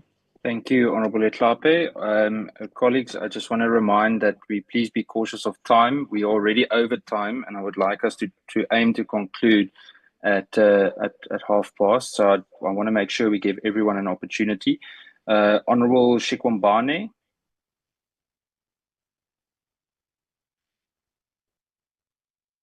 Thank you very much, Chair. And greetings to everyone who's present here in this meeting. Chair, I'm highly disappointed on the report of the police today, because the police came here in this meeting, Chair, to come and tell us that there's no rape case that they are investigating. The report that they just gave us here, it actually tells us that the police are no longer at this point in time investigating a rape case. They're investigating something else, because the DNA tests that were done to the child, according to the report, tells us that there are no foreign DNAs. And that tells you that in the absence of the foreign DNAs, it means there's no case, according to this report, of rape. So the police just came here to tell us, and to tell South Africans, and to tell the family of Cwecwe that Cwecwe is not raped. Therefore, they are investigating something else, that which we do not know. Chair, we gather here today as members of parliament to receive report on one of the very disturbing issues, the issue of a rape case that has shocked the country and has indeed got everyone across the country to stand up and demand justice for Cwecwe. The case of Cwecwe is one amongst many that has and always happening across the country. Yet the police and the justice system of our country continue to fail the people of South Africa. It took the mother of the child and the social media activists to be vocal on all social media platforms in a quest to demand justice for Cwecwe, because both the Department of Education in the province of the Eastern Cape and the police have failed to deal with this matter accordingly. It took 6 months after the matter has happened or occurred or reported to receive the attention of these individuals as it deserves. The question is, Chair, how many cases of this nature that goes undercover and never receives attention of the authorities, while in actual fact, they know of such cases, but they choose to do nothing about them? South Africans should know that the people that they've trusted them with the responsibility of taking care of them and also ensuring that they are safe in the environment where they found themselves are actually the ones involved in compromising their security. they are involved either direct or indirect, like in this case of Cwecwe. Minister, your department has failed the family of Cwecwe. You have failed the people of South Africa. The manner in which this case has been handled and is still being handled now, it leaves much to be desired of. The people of South Africa are on their own. Our kids, our girls, our boys and sisters are no longer safe in our schools today. A place where they are supposed to be much more safer. School kids are being raped every day, are being killed, are being kidnapped in and around our schools. Drugs are all over our schools, Minister. The school environment nowadays is weaponized. Nothing good is happening in our school. This case of Cwecwe has opened many of us our eyes to see that power is being misused to protect individuals' interest in our country. Chairperson, it is recorded that the brother of the president, Mr. Cyril Ramaphosa, by the name of Douglas Ramaphosa, is a board member of Kuro, the very same Kuro that Backview College falls under as subsidiary or their institution. The same school that has actually brought us here today together like this, Chair. We are dealing with mafias here, Chair. There is a deliberate undercover in this case to get the principal of the school, either or the school, to be exonerated of this case to protect the brother of the president who is the board member of KUR. We come to this conclusion, Chair, simply because of the manner in which this case has been handled. It took the police more than 6 months to investigate this case and get the perpetrators arrested. Again, when now this matter is on the public domain, the Department of Basic Education in the province reactionary decided to deregister the school and later revoke the decision. While in actual fact, the department took this decision to put pressure to the principal of the school for him to go and take the DNA test. That is according to them. Yet when they revoked the decision, the principal of the school had not yet taken the test. Few days later, the Minister of Police was on record saying that the principal of the school has done the DNA test and the result does not match. A statement that had caused a mixed emotion amongst our people in the country. That was so very irresponsible from the minister. Later again, it was discovered that the minister was lying. The principal had not yet taken the test. When our people decided to exercise their rights by taking to the streets to demand justice for Cwecwe, power was misused again. Our people were confronted with a moria of police and soldiers armed with rifles. The army was deployed to go and stop our people from demanding justice. Now everyone is denying the knowledge of deployment of soldiers. There's no way that soldiers can deploy themselves. In our country, it is only the president who can deploy soldiers. But today, nobody knows who deployed soldiers on that particular day. And again, we can tell South Africans that power is being misused to protect interest of Douglas Ramaphosa, who is a brother to the president of this country, Mr. Cyril Ramaphosa. The EFF is always ahead of times. And if for a second the people of South Africa can acknowledge and vote for the EFF to be in control or total control of state affairs, the better. On the 27th of August 2024, the EFF presented a motion in the National Assembly that highlighted the following. Notes the crisis of the statutory rape, where young girls are forced into motherhood and adulthood prematurely. Further note that many victims are unaware that they are being violated.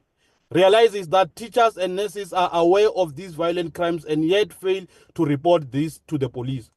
Acknowledge ineffective oversight by all responsible authorities on this issue.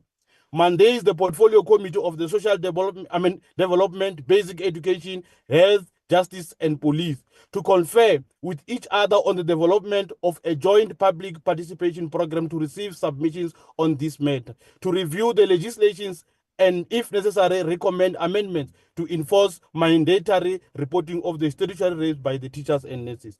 The EFF on its motion further indicated that the report on these issues that it raised must be brought to the House or to Parliament by the 31st of March 2025. Today is the 15th of April, Chair. No report has been forthcoming. We have a government that is not responsive to issues, but rather reactionary all the time. All of you here today before us, you must hang your heads on shame.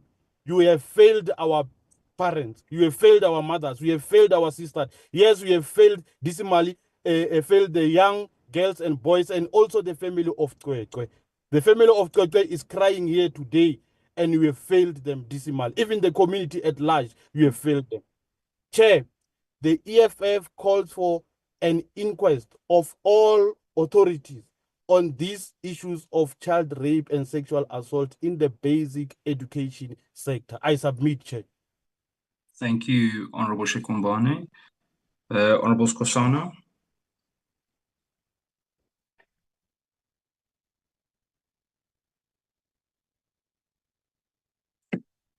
Honorable Skosana.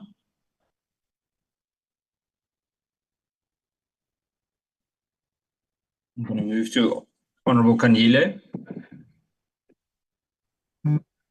Thank you very much, Chairperson. Good morning to you. Good morning to colleagues and the SAPS representatives. Chairperson, I have been largely covered by the colleagues that have spoken before myself. But firstly, I just want to indicate, or rather mention that I'm really not certain whether SAPS understand that they have a critical role to play in assisting us to cap the scourge of gender-based violence, because in most cases, they are the first office that victims will normally go to when they have been assaulted.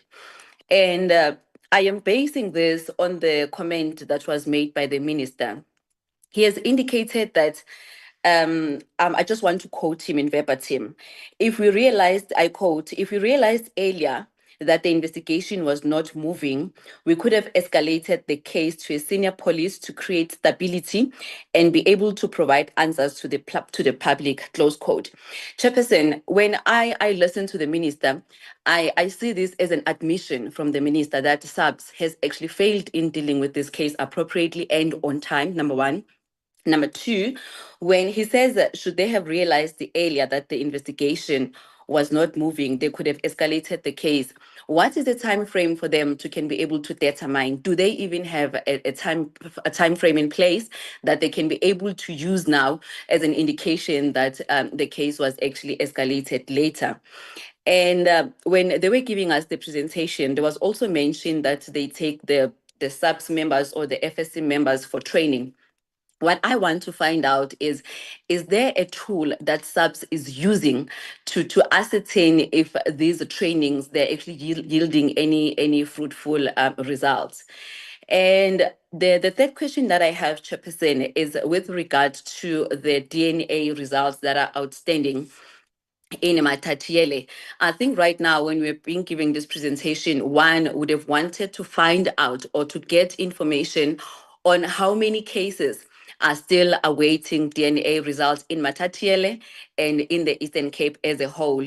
And maybe later they can also give us the numbers for all the police stations across all 9 provinces. I am mentioning this, Chairperson, because when we had our oversight last month in Umlazi, like Honorable van der Merwe has alluded, we discovered that some of the GBV cases are not moving because SAPS is still waiting for DNA results. And also coming back to Matatiela, I want to find out how many cases were still awaiting DNA results when they decided to prioritize Cwecwe's matter, because I understand now that they decided to prioritize Cwecwe's case because it was on the social media, which was not even supposed to be the case. All cases, they need to be treated equally because we understand that their nature is similar as well. Chairperson, what I also want to find out, also looking at the fact that now this incident happened at Backview, and we have various workers from your staff in that school, from your cleaners and the caretaker. I want to find out from SAPS if they have at any point requested to have a look at the National Register for Sex Offenders so that they can satisfy themselves that in that particular school, all employees have not committed sexual related offenses. Thank you very much. Thank you, Honorable Kanyile. I then have Honorable Ngadi. Just one moment. Minister? Yeah, just one moment. I think the quotations that were made, or direct quotations done by the Honorable Member, Angela Kanyile, are not accurate. I just want to record that that's not what I said. Thank you. Thank you, Honorable Minister. I'm going to go to Honorable Ngadi. Chair, before Gani, because I was you back again. Yes, I was trying to say before Kanye, I don't know whether it's network, but there was an issue. No problem, Honorable Skosana. Yeah, Please go ahead. I'll be quick.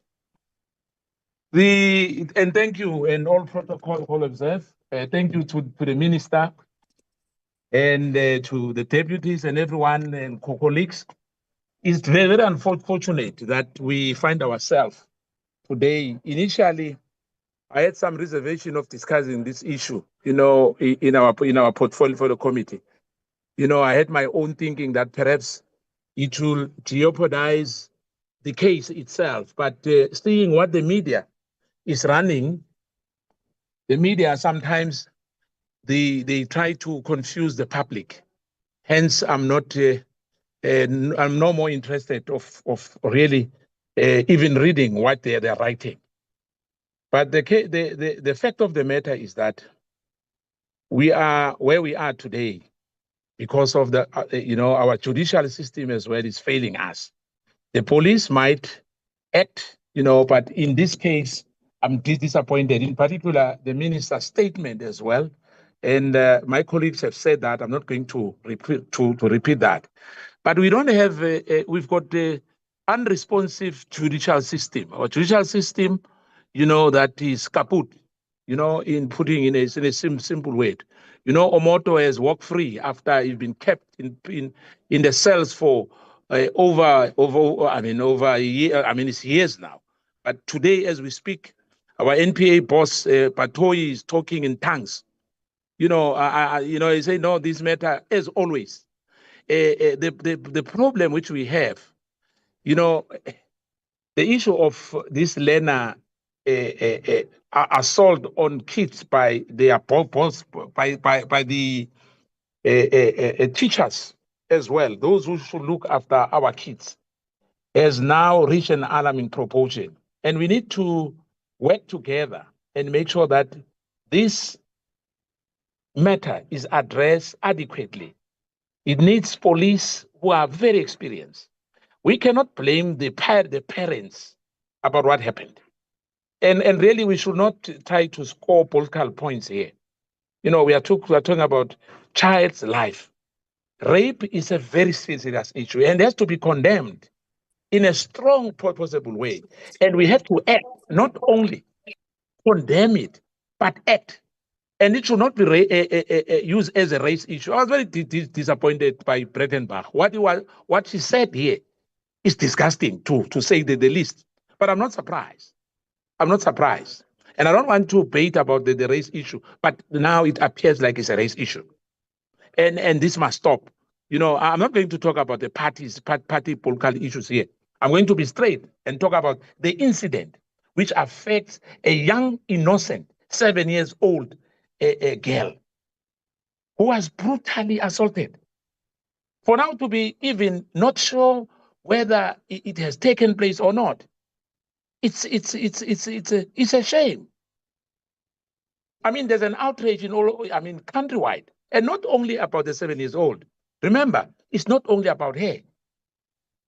The brutalization of children, in particular, the most vulnerable community, demands a very urgent and decisive action from the police, our law enforcement, because this violent crime, the act of impunity. If we are not helping our citizens as the police, then we have abandoned our duties to protect the citizen. I don't want to go further and say, you know what? It means we don't have government in this country. If people can do as they please, it can't be. I mean, if this principle, if it's true, as I said, I don't want to go much deeper into that, but we know as we are here, the issue of the mother, it's irrelevant here. The issue is that the police must do a thorough investigation and not mess up the case. Because if the case is messed up, I can tell you now, another Omutose will go free. We need to make sure that our judicial system as well is helping the police. Because really, from where I'm sitting, any child who's raped, that should prompt a mobilization by all the societies. And race, it's not about race, and all the resources should be put that, and make sure that this investigation and this, if culprits are found, they are being prosecuted. Because really, we have an arm of a criminal justice which is failing us. This thing is happening all over the country. You go to Mpumalanga, go to Northwest, you go to Free State, you go to Western Cape, it's the same thing. And I must say that, indeed, we are failing our children.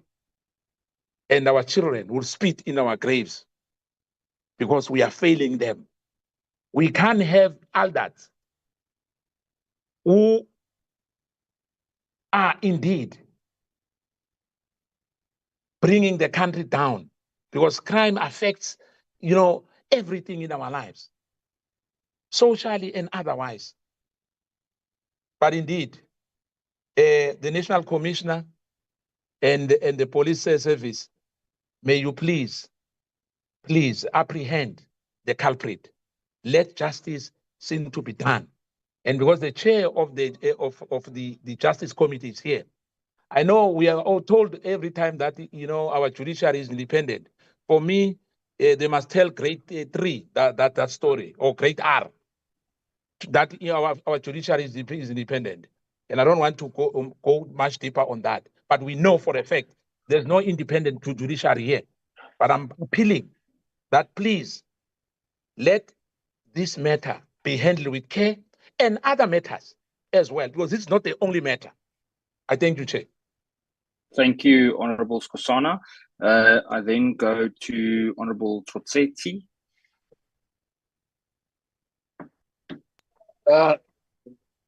Thank you very much, Chair. And greetings to the chairpersons of various committees who are in the meeting, as well as honorable members who are here. Chair, I'm not going to be long because quite a number of issues have been covered by honorable members. But I think worth emphasizing, Chair, is the fact that as a country, we have taken a decision that matters of GBV and femicide are a priority, and they should be treated as such. We have even said that they are actually a pandemic which we are facing as a country. But I must say, Chair, that at a public perception level, there is a reality which exists from the masses of our people, suggesting that the greatest impediments to the fight against GBV and femicide are actually two entities of government, who are the National Prosecution Authority as well as the South African Police Service. This is because the honorable member just mentioned now that just recently we're dealing with an issue of Omutoso, whom is the issue actually in itself represent a very big pushback against the fight against gender-based violence and the protection of witnesses in this regard. The public has been asking a simple question to say, given the fact that the man attempted to escape the country while he was in bail, was it even difficult for him to at least be charged on the immigration laws and then be put behind bars for such? That is the extent to which our people have been we're actually thirsty and hungry for justice on this in this regard. Chair, like I would have mentioned, a number of issues have been raised. I'm just going to make an appeal, say that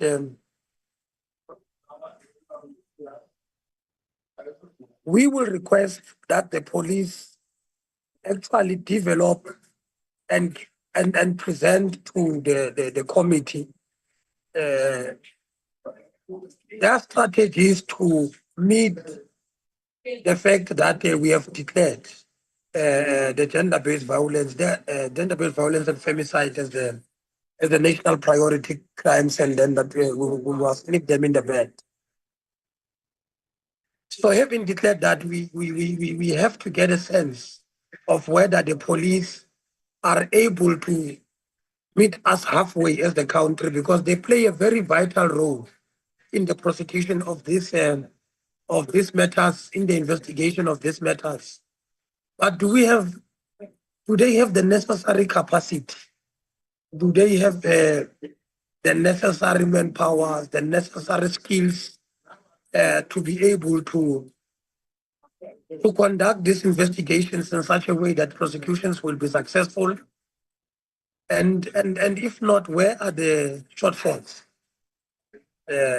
So that we are able to look into this matter as Parliament, because we can't have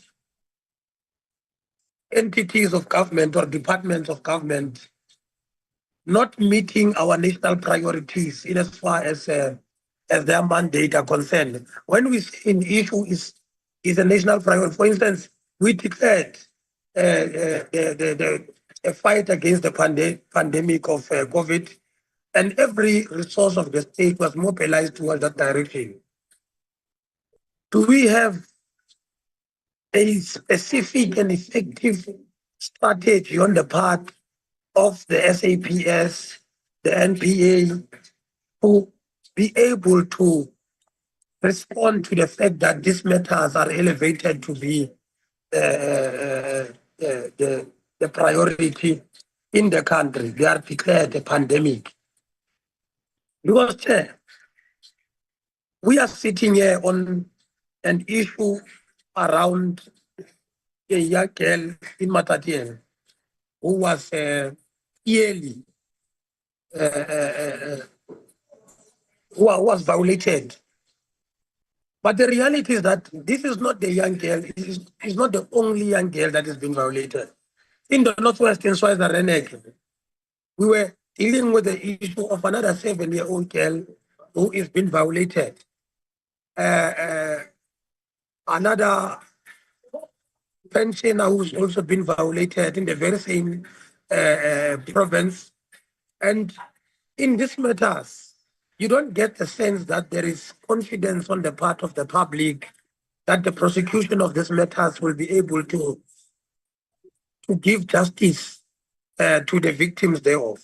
It's for that reason that I'm saying that perhaps we need the SAPS to give us a sense on behalf of on behalf of the people of South Africa as Parliament, to say whether they are sufficiently capacitated to meet the nation halfway in the fight against gender-based violence, and not be seen as the entities which are actually pushing back any attempt to fight the scourge of gender-based violence.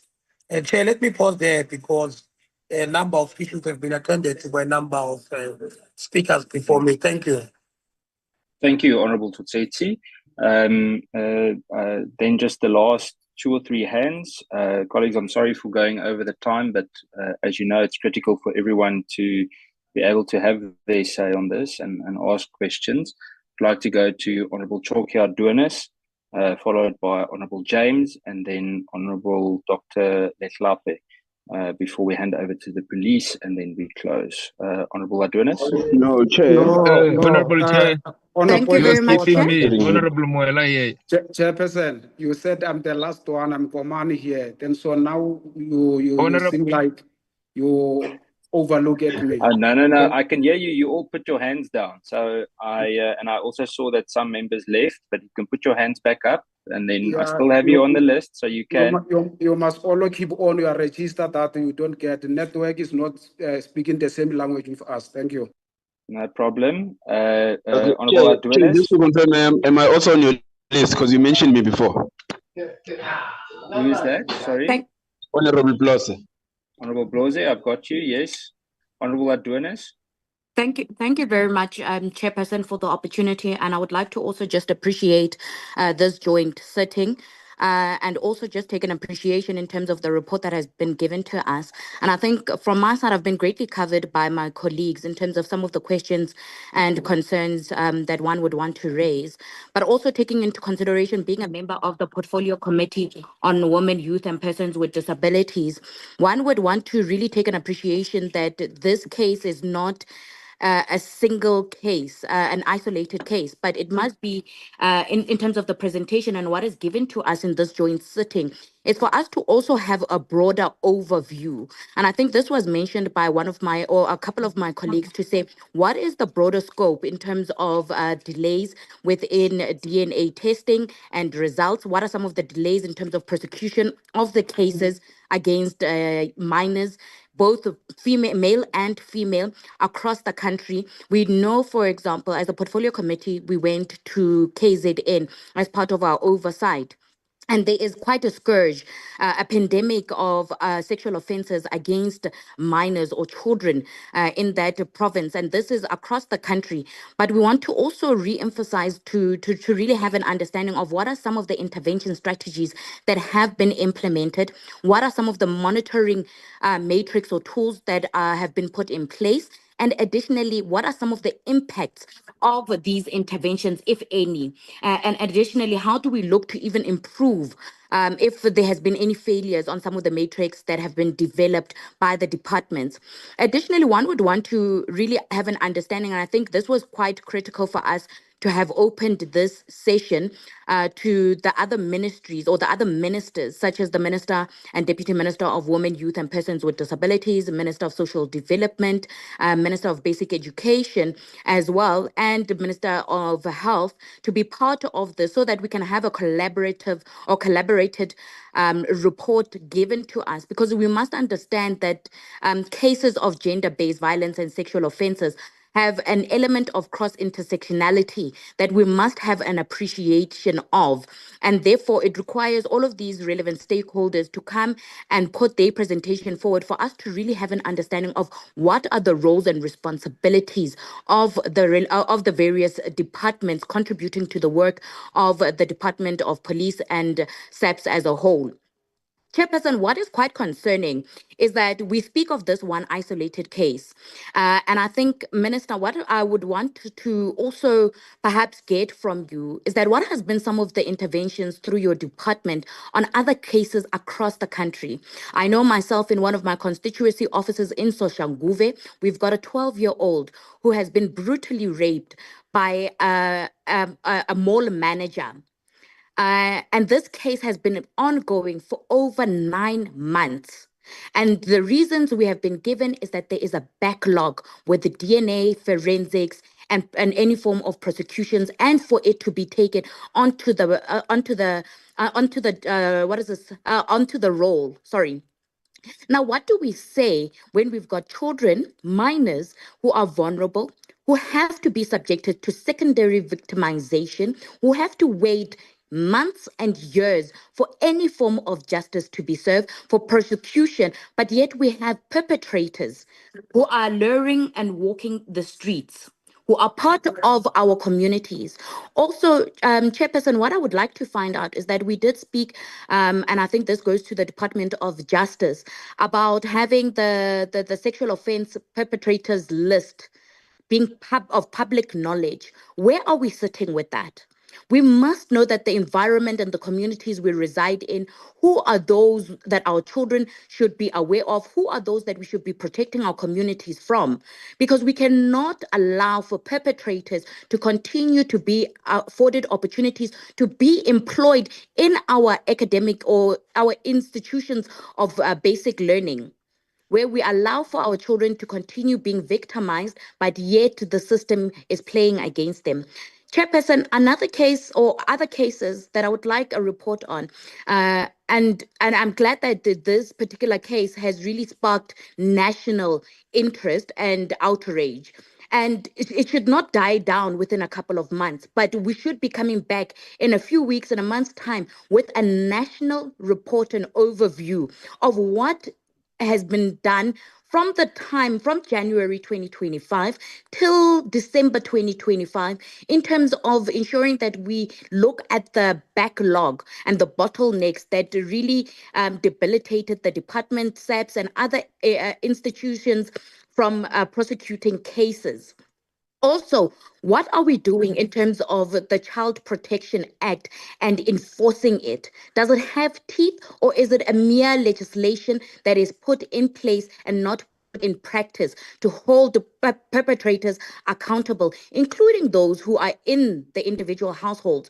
And one would want to really have an understanding whether DNA testing was also taken from parents, not only in this particular case, but in other cases where you've got minors who have been victims of forms of sexual abuse, because one would say that would be the first point of contact in terms of collecting evidence and then moving outwards, going to the schools and communities, etc.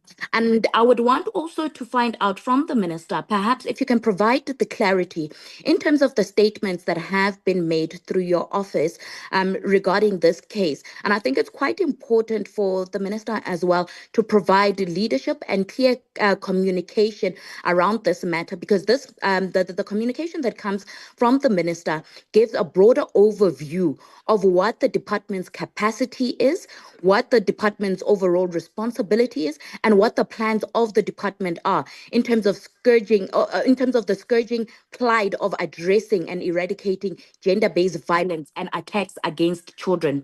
Lastly, Chairperson, it is unfortunate that you've got political parties such as the EFF who are going to utilize platforms of this nature, where we are speaking of such a high level of sensitivity, a matter of sensitivity, for cheap politics to politicize it, instead of taking the interest of the victims and really understanding that this is a plight of millions across the country. We must not utilize these platforms to gain traction. Number one, we must not utilize it as part of our campaigning. And therefore, I plead with all political parties to really apply a great level of sensitivity and put dignity in the lives of those who are victims, and not for us to utilize it to really have it as electioneering campaigning strategies. And it is unfortunate that this is being perpetrated and majority by the males of the EFF and other comrades of the EFF. And I know they will fight for me calling them comrades, but colleagues that are sitting on this platform. And also taking into consideration that it must not be coined as a racial battle, but where racial factors play, we must be transparent and honest of the realities, because we do understand the oppression and systematic challenges and barriers that have existed in this country. And therefore, we must be earnest and honest in attacking or tackling them with dignity, with honor and due diligence. Thank you very much, Chairperson. Thank you, Honourable Member. I'm going to go to Honourable Muela. Thank you very much, Chair. The honourable member who just spoke must understand that we are coming to those conclusions. I didn't recognize you, Honourable Muela. We are not yet, but the way decorum. Chair, can we ask for decorum? Can we ask for decorum? Not do that, Yeah, Honourable decorum, Muela, but you are the please one go who is ahead. compromising the decorum. Honourable members, please. But not yet, we are not Everyone has campaigning been here, we're patient. stating the Don't do facts. that. We're stating the facts, we're not Honourable campaigning. Muela, it is Chair, your can we be opportunity to protected speak. from these shenanigans, comrades? What is this?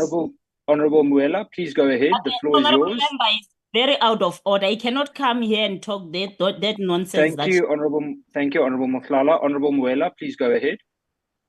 Thank you, Chair. for the protection from the red ants. Chair, can I call order? I want to. Chair, can I call order? Honorable Tsoteti, can we please allow Honorable Muela to speak? Yeah, It is but his can I call opportunity order, to speak. Chair, can I call order? It's Honorable Tsoteti, it's not your responsibility to call order now. Honorable Muela, please go Chair, ahead. you can't have honorable members. Honorable members, we referring are to the inputs. no, Chair, it can is I not just fair. say There has this? been criticism from You all can't different have angles. a We need to give process everyone a where fair an chance. honorable We member can't. refer to the inputs of other honorable members as nonsense. Honorable And Tsoteti, it's seen as Honorable normal. Tsoteti, there was criticism from all angles, and everyone was given a fair chance to speak. We will consider the criticism, but now it is the opportunity of Honorable Muela to say his say. Honorable Muela, please continue. But I'm saying, Chair, can you rule Honorable on, Tsoteti, can you rule on Honorable people calling other Tsoteti, people's please input stop nonsense? interrupting. Honorable Muela, please go ahead. Chair, it's Honorable Shongwe. Thank you. Honorable Shongwe, please Thank don't you, Honorable interrupt. Chair. Honorable Muela, it is your opportunity to No, speak. Judge, I just need to ask. Remember, I'm new in Parliament, so I want to know is nonsense a parliamentary Honorable word? Chair, can I Honorable be Shongwe, I haven't protected? recognized you. But Honorable I'm being Muela, please disrupted, go and ahead. this is uncalled for. Yes, Honorable Can I Muela, be I agree with you. protected, Call Please go order. Can you ahead. kindly call order to the red ends? You can't call another honorable member nonsense. Colleagues, Muela, please you want stop to with the sound to and relevant. fro. What is a red Colleagues, end? You've been missing in action. You don't even know what is don't do happening in this. your committee. You want to come here Colleagues, and want to sound relevant. we have had enough. Please, Honorable Muela, it is your opportunity to speak. I'm sorry for the interruption. Colleagues, let's please finish in an orderly fashion. Honorable Muela, please continue. Yeah, thank you, Chair. I see that the latter speaker have touched a serious nerve. I want to stand on a protocol that is already been established, Chair, to greet all the chairpersons of portfolios that have joined us here today, the minister and all the deputies, the national commissioner, and all senior policing generals who are present here, all members and the members of the public and everyone in the platform. I think, Chair, we're meeting here on a very sensitive matter, which has brought all civil society organizations together on the quest to seek justice for Cwecwe. It is quite unfortunate, Chair, that there are other members here who are using this sensitive matter to score cheap politicking and casting aspersions. However, Chair, we don't want to entertain such particular matter because we understand the sensitivity of this matter that we're sitting here today as the portfolio committee and the family that is hearing this particular matter. I want to say that there are certain matters that have already been broadly covered, Chair, which I wanted to touch on. I just have a few questions which are in relation to the presentation that have been made here by the General. The first question will be in relation to how does the SAPS monitor their performance on the performance of investigators dealing with children, and are disciplinary or remedial actions taken in cases of investigative negligence? I'm asking this question, Chair, because there is a change of investigators in this particular case. So I need to know if there will be any consequences management with regard to those who have been there before and not been doing their work to the satisfactory in this particular case. The second one is how does the SAPS increase visibility and response capacity in areas where children are most at risk, like where they are near schools, public transport areas, and areas where children are found vulnerable?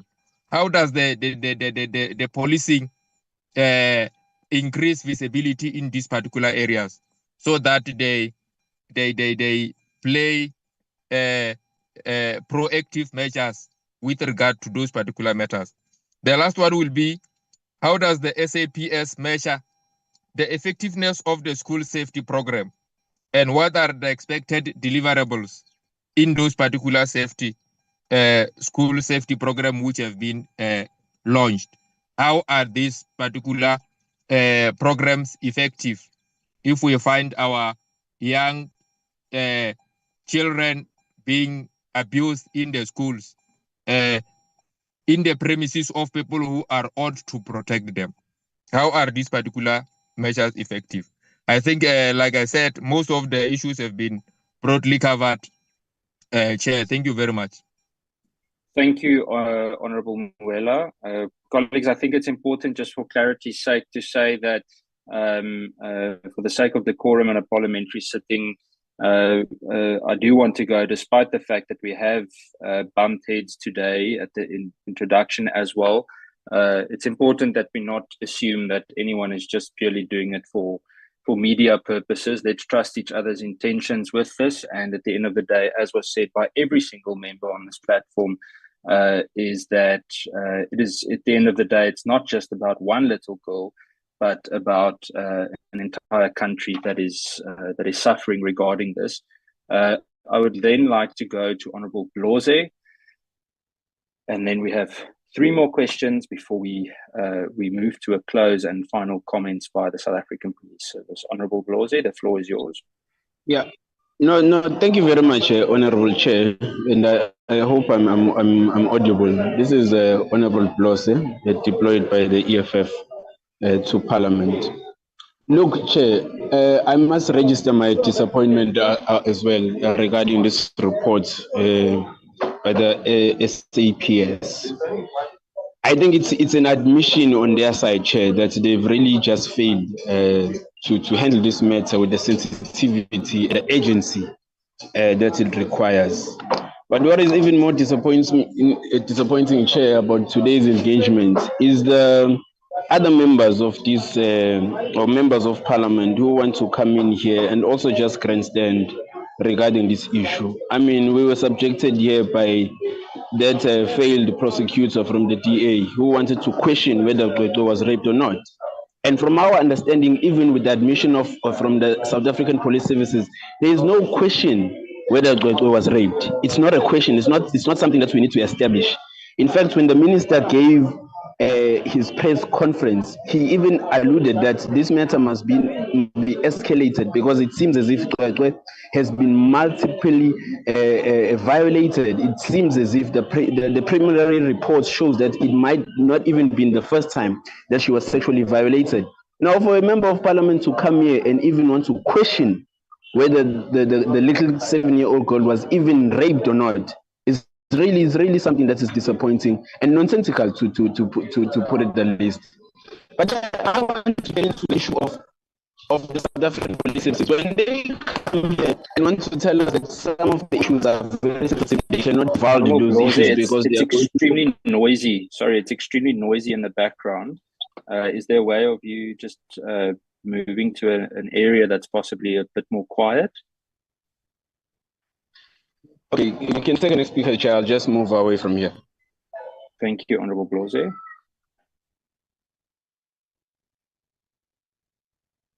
Honourable, can I please go to Honourable James? We'll come back to Honourable Bloze. Honourable James.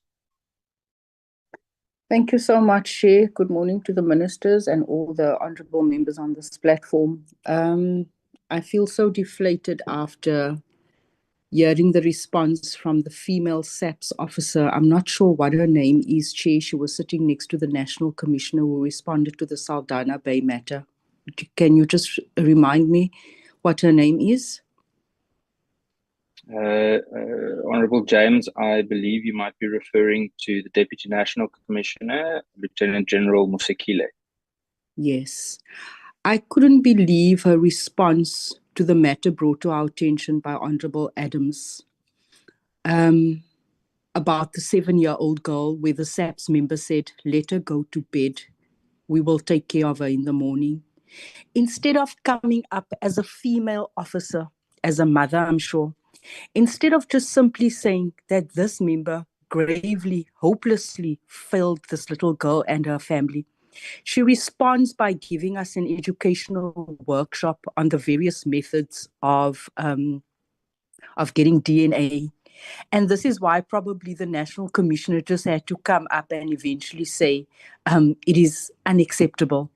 A man had to step in and say, it's unacceptable, instead of this lady that is responsible and that is part of this investigation. I am really shocked, and I think she owes us an apology for undermining the intelligence. We didn't ask what, when, and how. We brought to your attention the fact that a member has dismally failed a 7-year-old girl. You almost make me feel as if though everything that was said here today was a blatant cover-up as a result of your response to Honorable Adams. It can never be right. I've had a lot of questions here, Chair, but for the sake of progress and time, we're running out of time, and I'd also like to hear from the Minister. Many of the colleagues has basically asked the questions that I wanted to ask. The only thing that really stands out for me, amongst many others, but it's been covered, is the fact that the Minister says, gives us a report based on what the parent says. At this point in time, there should be equal responsibility between SAPS and between DSD, who's the custodians of the Children's Act. There's a child in urgent need of care and protection. That child is still in urgent need of protection and still hasn't received protection. And the only report that we should be reporting and information that we should be reporting, they should be reporting to the Portfolio Committee, is information that stems from the social worker report.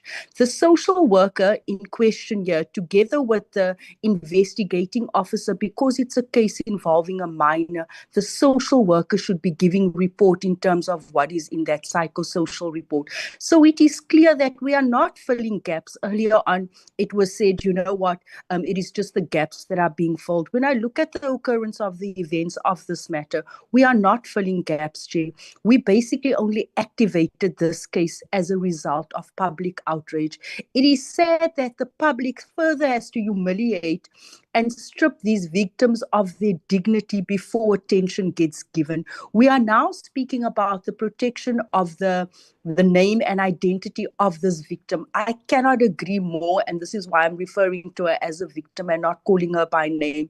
But unfortunately, with all matters in South Africa, all matters in our community, only when a TikTok gets made or only when a video gets made of how someone has violated you sexually, only then do we get this type of reaction. So much has been done after this case was initially reported. I think 90% of the work was done after the public outrage.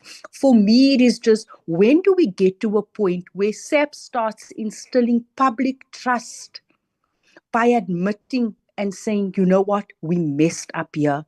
We didn't follow up. And when do we start holding people to account? It is too much too late right now. I want to ask, are we going to continue singing and nagging for the next 7 months?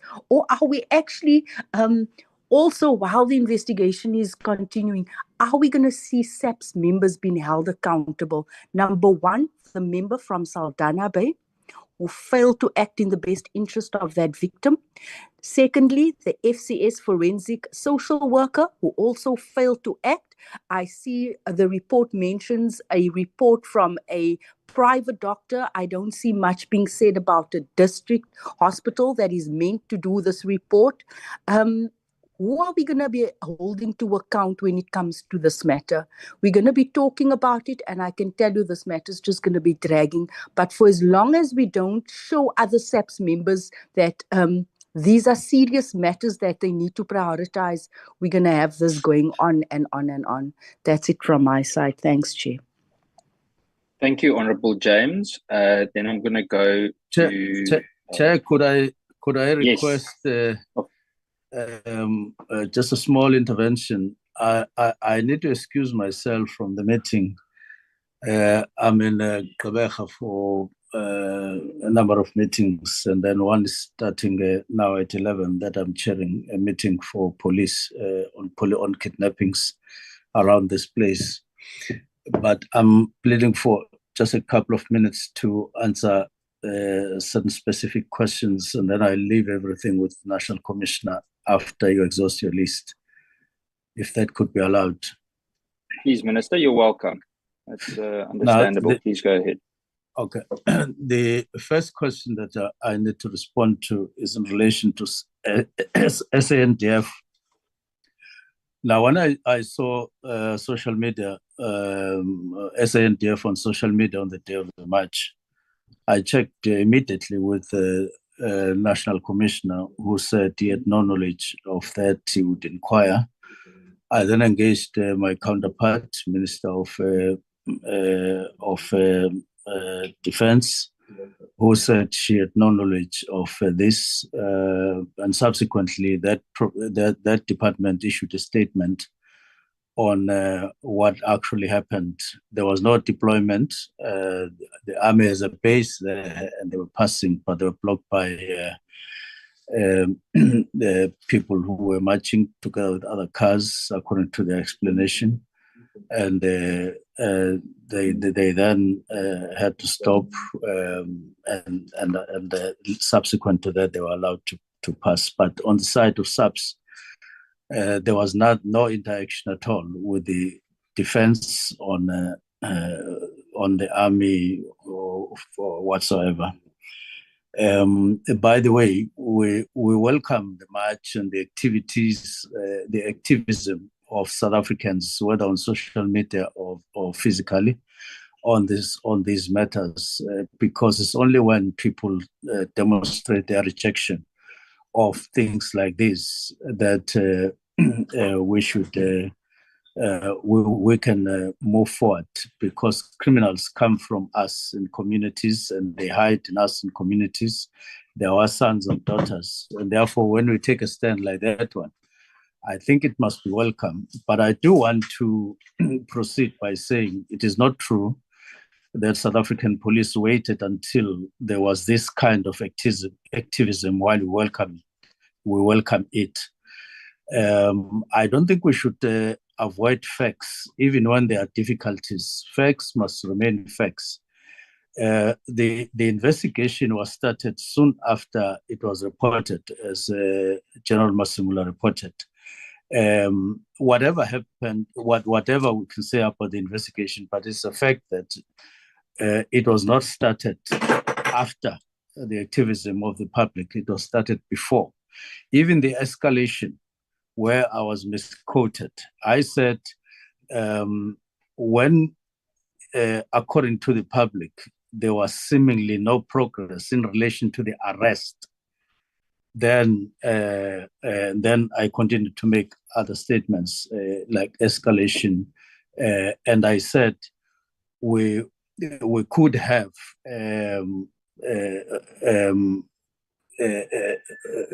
maybe taken the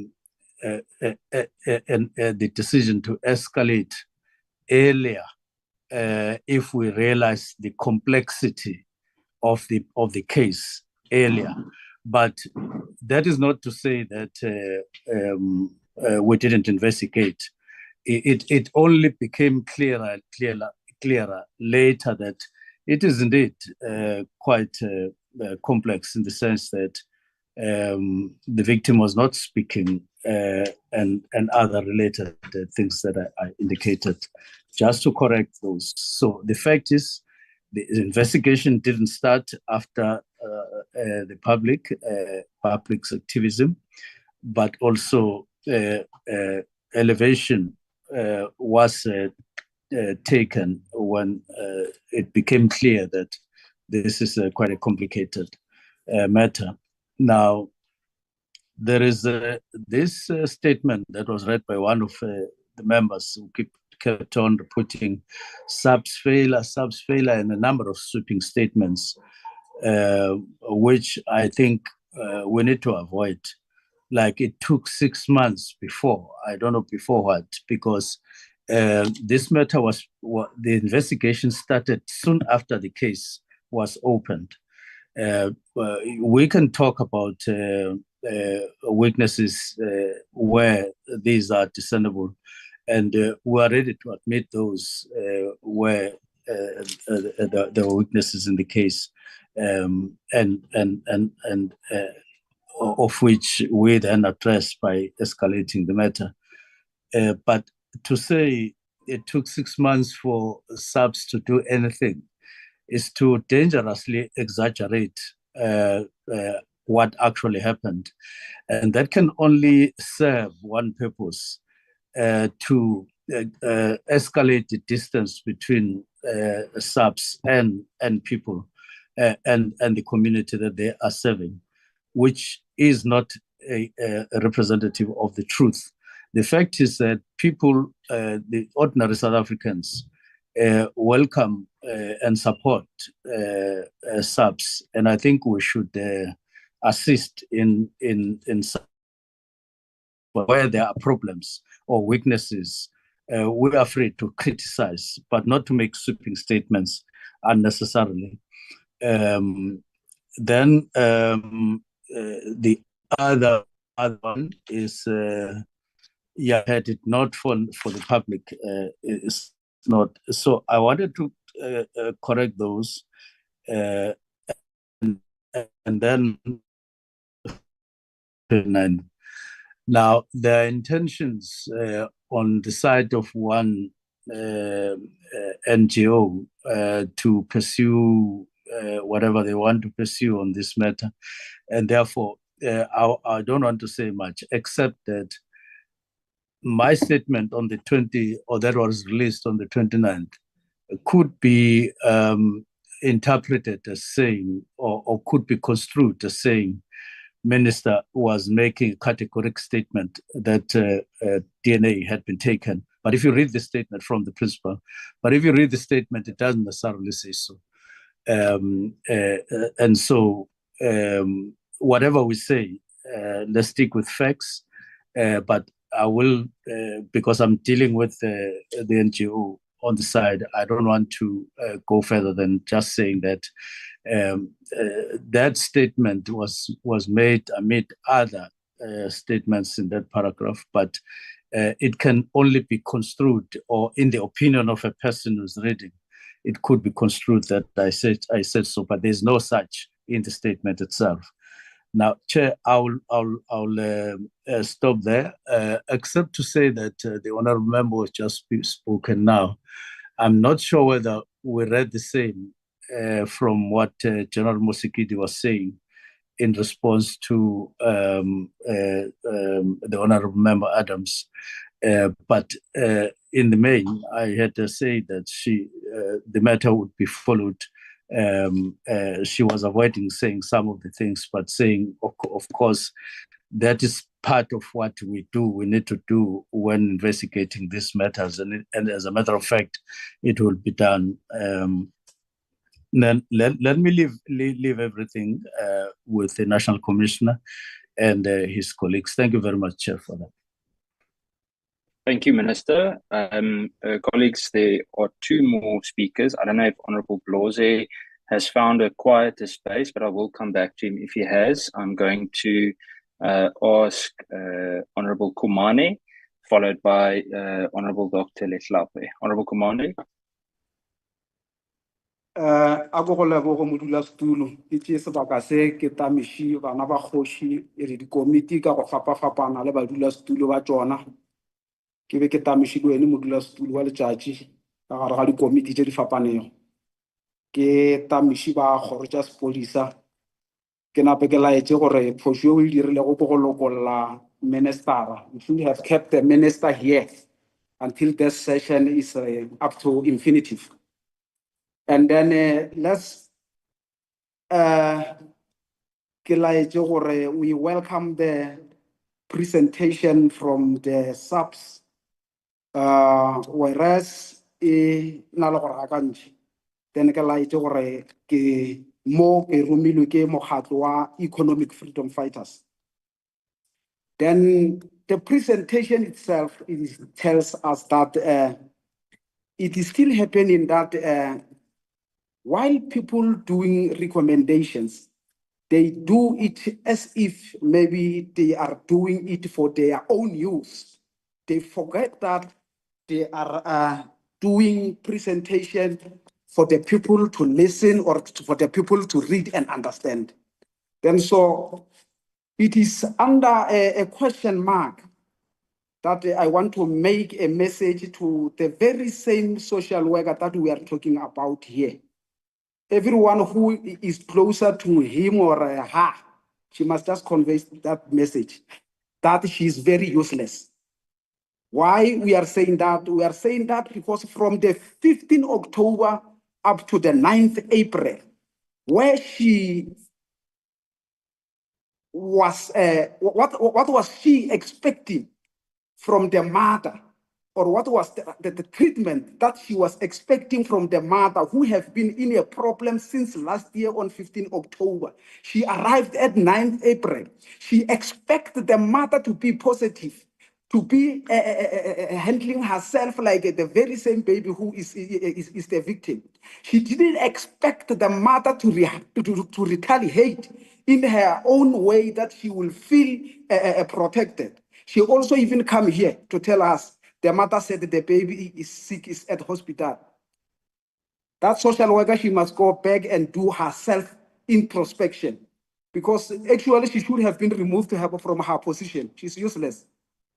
Because how can she even fail to come here to represent herself? That she failed to speak to the mother, to condole her, and then until she can reach the children. Her concern is only the children. As a social worker, she should have started with the mother, bring the mother down to the position where she will give her the child. Then so because she's useless, again, that is why she failed. Even when we are seated today, the social worker took 6 months to fail us. And then allow me to recommend on the other thing, on as a question also, from the SAPS.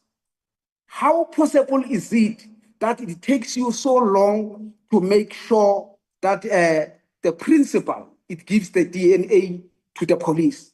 I'm surprised because the only 2 black people, they've been complied to give the report. What medication have you applied to make the black people to give a DNA? That caused you not to make it to the white person to go and do the DNA. Why is it that possible for you as SAPS to keep it outside the police station, to making the suspect to give DNA out of the police station? From where we are sitting, there is many people who have been arrested just for questioning. They arrest them to take them to police station to be fried with question, and then if he's not linked to the case, he got released. But yours, as a white person, you kept him home, you question him home, you want to do the DNA home. Why? And then we need the answers. And then I was also going to recommend for the investigating officer to be sent home or be taken out of his responsibility on this case. And then as I hear that is already removed, he must be charged for delaying this, because it seems like he got a hand of protecting something here in this case. And then the other thing again, we want to make a point that to people who don't believe the child is raped, especially if it's spoken by the white people. We have to understand white people from the first day when they led here in Africa. They extended their population by raping our black foremothers. No, honourable member, you can't make sweeping statements like that. We can't speak like that to each other. Give me notes if maybe you want me to speak like the way you want me to speak like. Give me notes. No, honourable member, we can't just say people just rape people. I'm sorry. Listen, this is my view. You will come over on it when it's your time. This is my time, Chairperson. You will let people to speak their mind, and then I'm not pointing finger to you. Are you white? I don't mean you. I mean to those. Then my point is that is why even today. Come again? No, I said you're welcome to continue. Thank you very much, Chairperson. On the point of people who are maybe running out of ideas, like those who are starting to complain about EFF, a war doesn't have a formula. We are fighting for Cwecwe, and we are very much surprised for ladies who will defocus from themselves to the case of Cwecwe and then to concentrate on political parties. But whereas it's like that, we are not surprised, because for each and every person who runs out of ideas, we call him or her a failure. And it is scientifically recommended that each and every failure have an alibi because he only want to protect that he don't have an idea. For what we want to recommend under SAPS, we are looking forward to get information from SAPS that we don't want to wait until another 6 months. We actually have to have a time frame in consecutive each and every month. What is their timetable? How are they going to deal with this matter? Because we can't tolerate for SAPS to be ran from a social media. Because if it was not a social media, we should have been seated on this case. We are waiting for the SAPS to make sure that this case come to the point in time.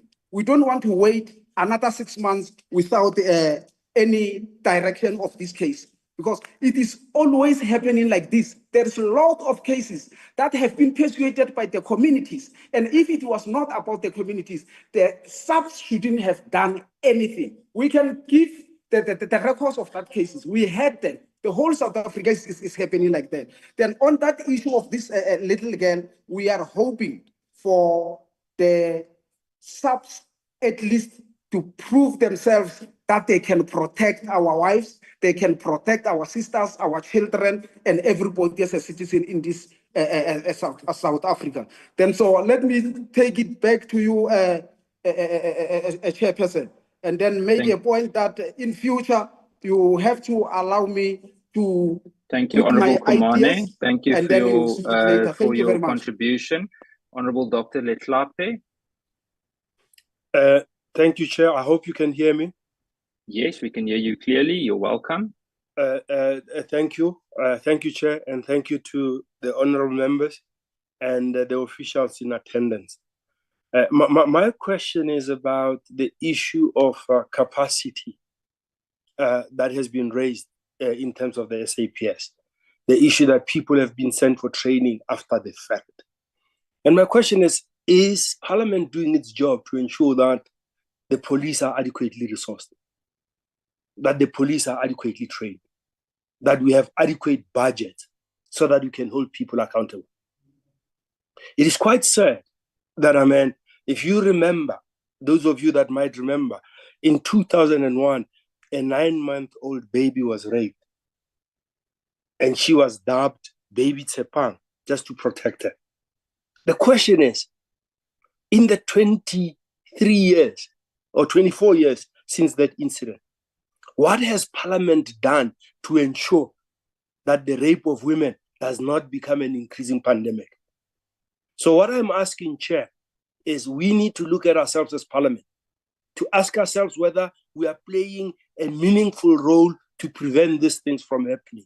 Are we ensuring that the police are adequately trained and adequately resourced and have sufficient budgets so that we can hold them accountable? Are we creating proper systems so that sample collection becomes seamless, so that evidence can be protected in terms of chain of custody? We are primarily responsible for the laws of the country. Have we created a judicial system and a society that protects perpetrators and does not protect victims? What is our role in terms of prevention?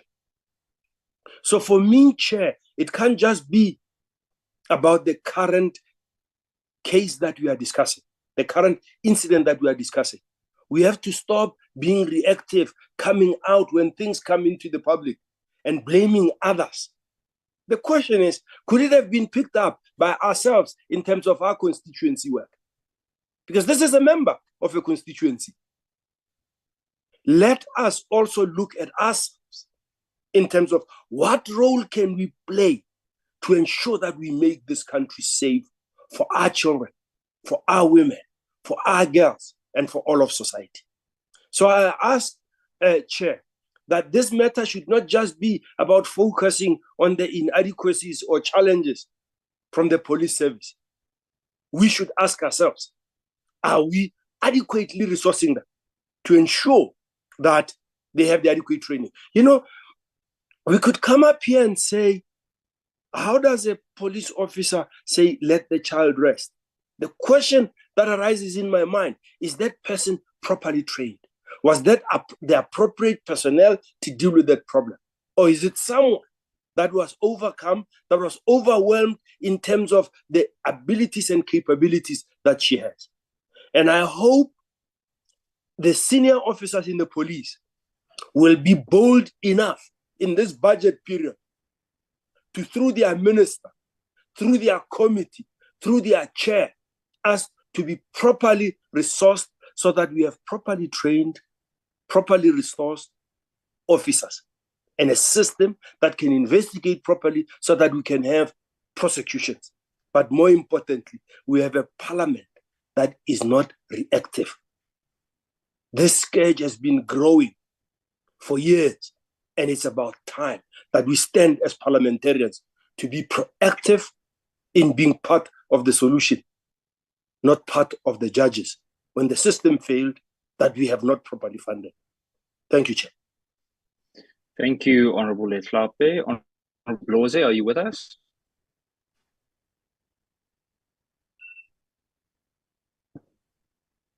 Honorable Bloze, I just want to make sure I'm not missing you. Yes, Chair. Thank you, Chair. I'm here, Chair. Please go ahead. Yeah. No, look, Chair. Maybe just one. I think, Chair, I'm very disappointed that you allowed the minister to leave the meeting. Because all of us, we've got certain commitments, but we have honored it to join this meeting because it's a very important one, and it's a national crisis at this point. So some of us, I know the meeting was scheduled to end at 10. That's why we had flights after the hour. And the reason I was in a noisy place because I'm in the airport and I had to miss my flight because the meeting has not ended. Because I respect Parliament and I'm taking this matter as serious as the nation is. Now, for us to allow the minister to just leave the meeting because there's got other commitments, I think that also shows another sign of disrespect and the minister not taking this issue as serious as it is. Now, look, Chair, I had made my inputs earlier. And I want to emphasize the fact that the South African police services, they have deliberately fumbled this case. It is them who have deliberately let go of this case. They've got no interest to prosecute. They've got no interest to reach finality of this case. Chair, South African police services tell us here that there are certain issues that are sensitive that they cannot divulge in public and they cannot respond to us when we are asking them questions. But it is them, through the minister, who went on a press conference and told the nation that there was no DNA found or foreign DNA found that was found in Cwecwe. Nobody had asked them that question. Nobody has said to the South African police services or to the minister that, have you found the foreign DNA in Cwecwe when you did DNA testing? Nobody asked them that question. But they felt obliged to go on a public platform and inform the nation that there is no foreign DNA that was found on Cwecwe. Why, Chair? Who is this person that they are giving confidence to? That you must not be worried because there's no foreign DNA that we found on this girl. So don't worry, your case is safe with us. Who is it that they were giving confidence to? Who is it that they are telling? Because nobody had asked them that question. Now, this means, Chair, that even those people who are now being tested for DNA, those DNA cannot be meshed with anything because the South African police services have already declared in public that there's no foreign DNA that has been found on Cwecwe. And this, Chair, is right on the verge when the principal of that school was taking the South African police services to court by refusing to give his DNA. And then the South African police services feel obliged to go on a public and tell everyone that there was no DNA found on Cwecwe and on her clothes. Now, it's not possible, Chair, that you could not find foreign DNA on Cwecwe. Where is the DNA of Cwecwe's friends on her clothing?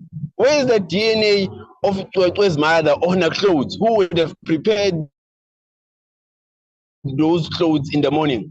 Where is the foreign DNA of everyone? This is a 7-year-old kid who we assume that during the day would have been playing, he would have been touched by friends and everyone else, but you still come and say to us that on her clothes even, you couldn't find anything. The police services, Chair, must be held accountable for what they did to this case. And Chair, most importantly, is that they tell us here today that they don't have a case. They now want to blame the mother. They're now moving the goalpost to the mother, that the mother did this, the mother did that, the mother is jeopardizing the case and all of that. They are now shifting their own incompetence to the family. They want to now blame the family, that it is the family that has deliberately, fumbled this case, when it was them and in their own right. Because I really don't understand this thing, that who is it that they were giving confidence to, that there was no foreign DNA found on Cwecwe. Most of the issues have been articulated, Chair, but I want to end on this issue, Chair, that when we are here as members of parliament and asking questions, whether to the minister or to the department, we are not asking for other members of parliament to respond to our questions. When people have run out of ideas and they are bankrupt in their minds, they don't have anything to say, it's not important for them to raise their hands and say anything. Because for other members of parliament to come here and want to respond to the EFF and tell the EFF how they must engage on issues, is really out of order, Chair. And you must rein on those members who want to tell the EFF that the EFF is asking questions because of this and that and the other. We are going to continue to raise issues here without fear of favor, and no one is going to tell us what is it that we must say in these meetings and what is it that we must not say in these meetings. That failed prosecutor of the DA who wants to come here and question whether Cwecwe was raped or not, that Chair, you should have rained on her as well. You should have called that out of order, because the issue that Cwecwe was raped or not is not in question. Everyone knows there's a report, there's confirmation that the girl was sexually violated. We are not asking that question. What we are asking for now is for justice for Cwecwe. We are saying, when are the prosecutors going to be brought into book? When are people going to be jailed? When are people going to face the full might of the law? So no one must come and ask us to say whether we don't know whether this girl was raped or not. That is not the question. That has been confirmed, and the evidence shows that it might not even have been the first time that this girl was raped. It might have been multiple times.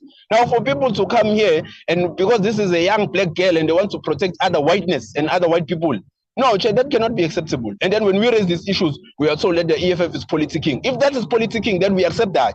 We accept that if we are going to raise the plight, the issues of our people, then we accept that as politicking. Because we want to raise issues here sharply so that there is accountability on this issue. But SAPS has failed to mitigate this issue and to reach its finality. And by the looks of things, it doesn't seem like any progress is going to be reached on this case, Chair. Thank you very much. Thank you, Honourable Blose. I would like to hand over to the National Commissioner, General Matatiela, for the final round of feedback and answers, from where we will then conclude today's engagement. General Matatiela.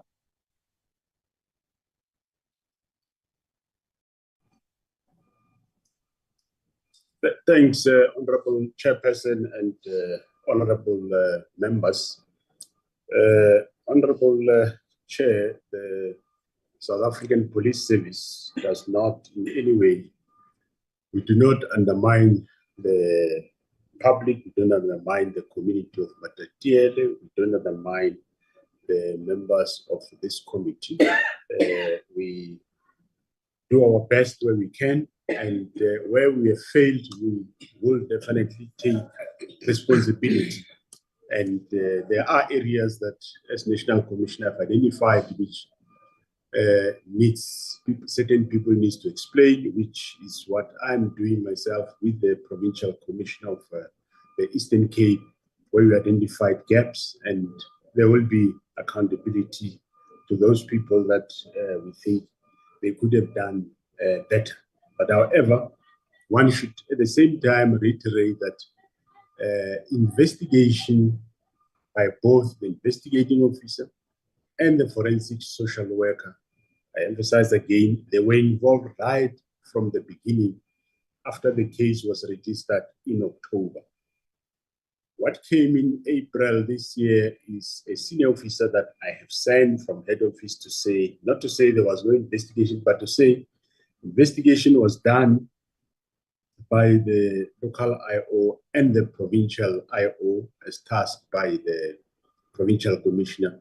But however, I said, go and rerun the whole process and see whether is there any areas that we can get further statements and so on. So that's why then the Major General was sent down to go and rerun the investigation. Not that it was only investigation starting that time. Also, Honorable Chair, on avenues that we can use in terms of getting the child to the place of psychosocial support where we want to go. It's not that we have done everything. As I said, we do have provisions in terms of law ourselves and the Department of Social Development in terms of what we can do. But however, for now, we are cooperating with the mother. We don't doubt her when she says the child is sick. We are giving her that opportunity. We are in consultation with her. The IO will then, at the right time, get them to where we want them to go for the rest of the process in terms of investigation. However, if, yes, there is no movement, there are provisions in terms of law, which we will invoke. But the fact that last week the child was sick, we can't be immediately saying, no, let's go to other avenues in terms of making provisions for enforcement. I think it's too early. However, yes, we'll not wait forever.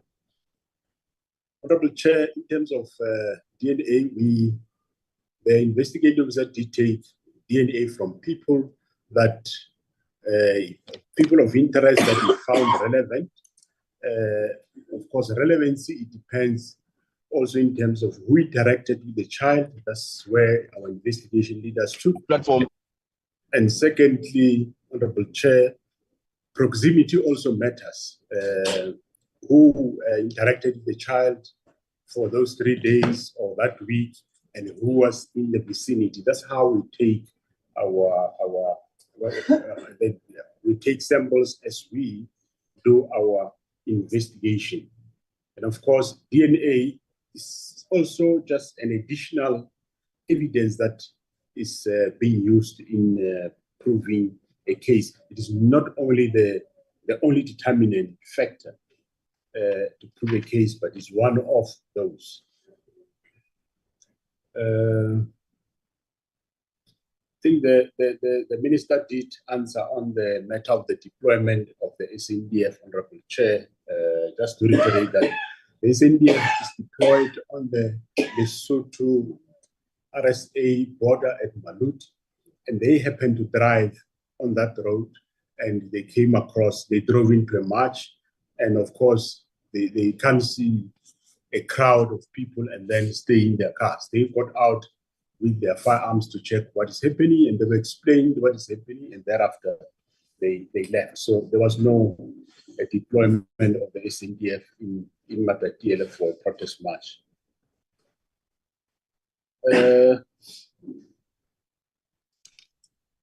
In terms of National Register on Sex Offenders, Honorable Chair, that is part of the investigation. We'll check on that in terms of people of interest or those that are in Matatiela, to check them against the register. And we definitely, yes, going deep into this investigation. We will not leave it. We will make sure that everything is done in terms of investigation of this specific case.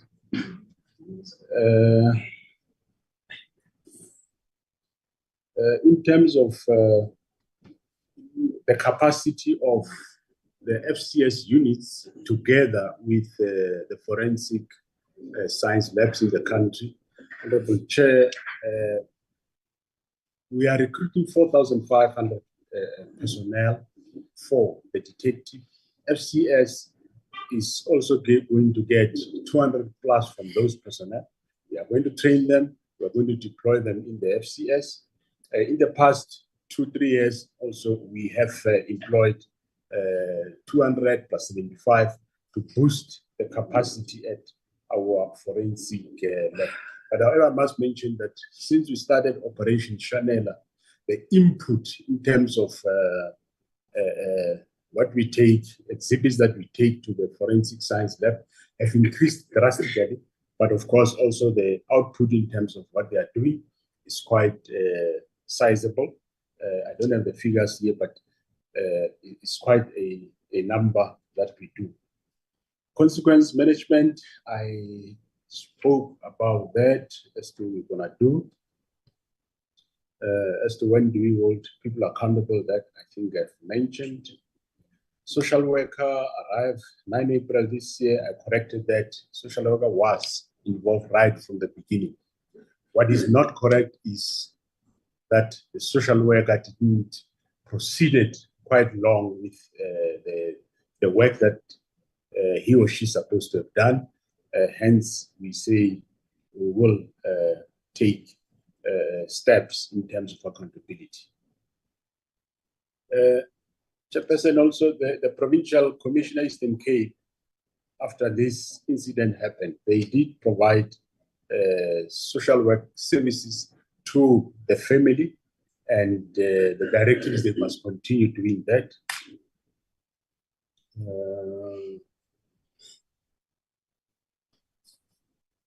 Yeah, we don't intend to wait longer than unnecessary in terms of this investigation.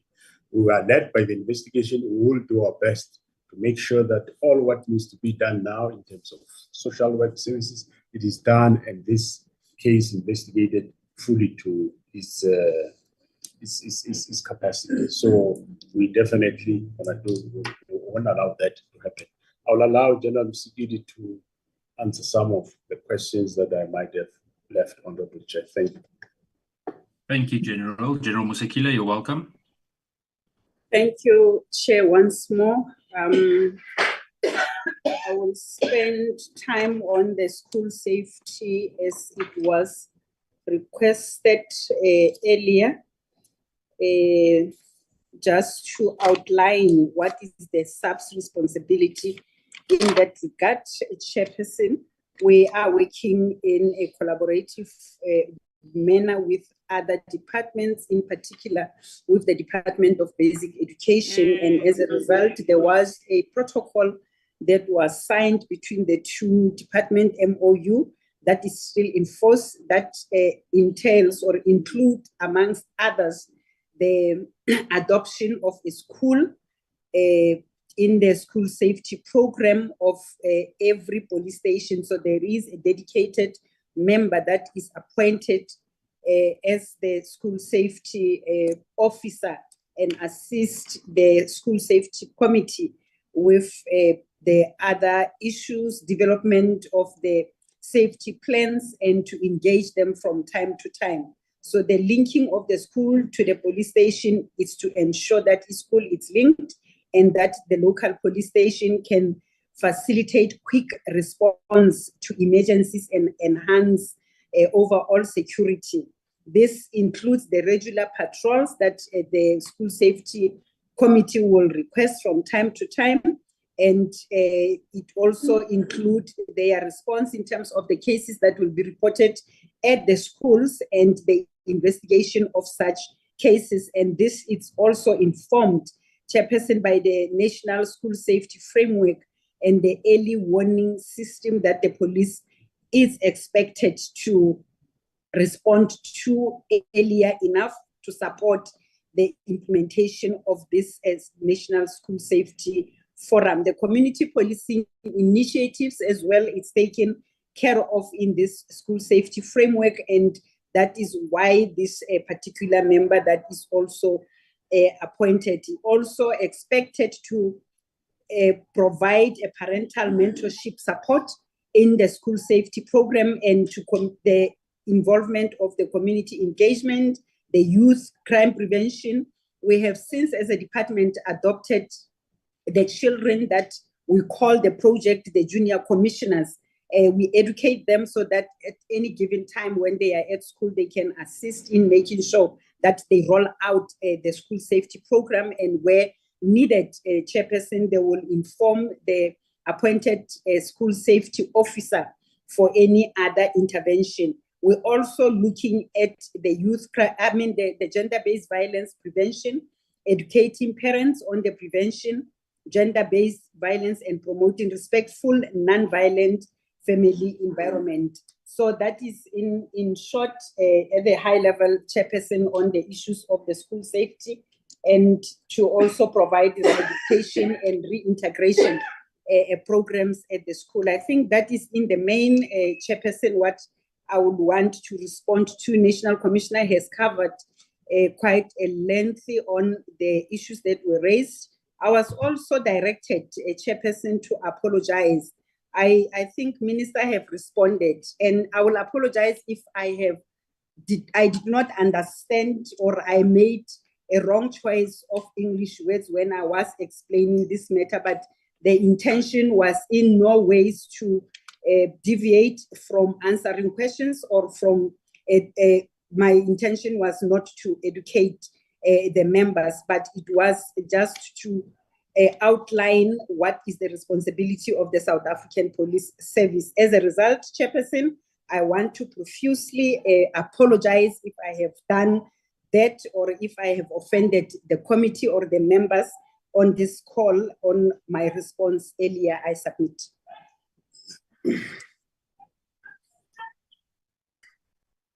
Honorable Chair, I would ask General Sintumule just to fill up on other matters with your permission. General Sintumule.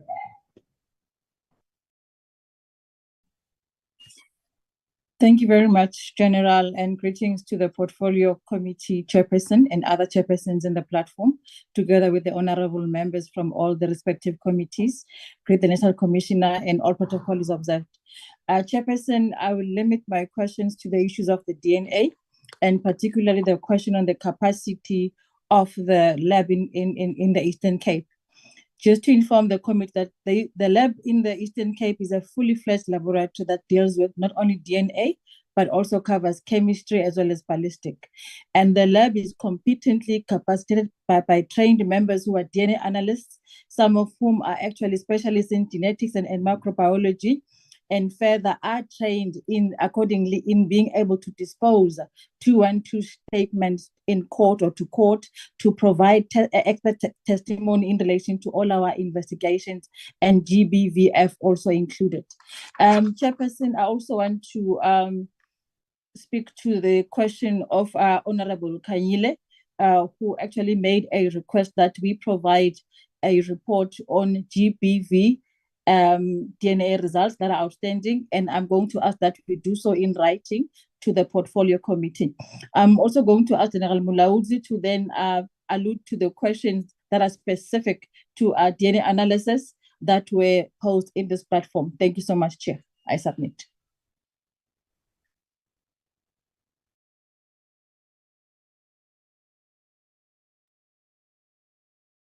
Yeah, thanks, Honorable Chair. I think we are fine. Thank you very much.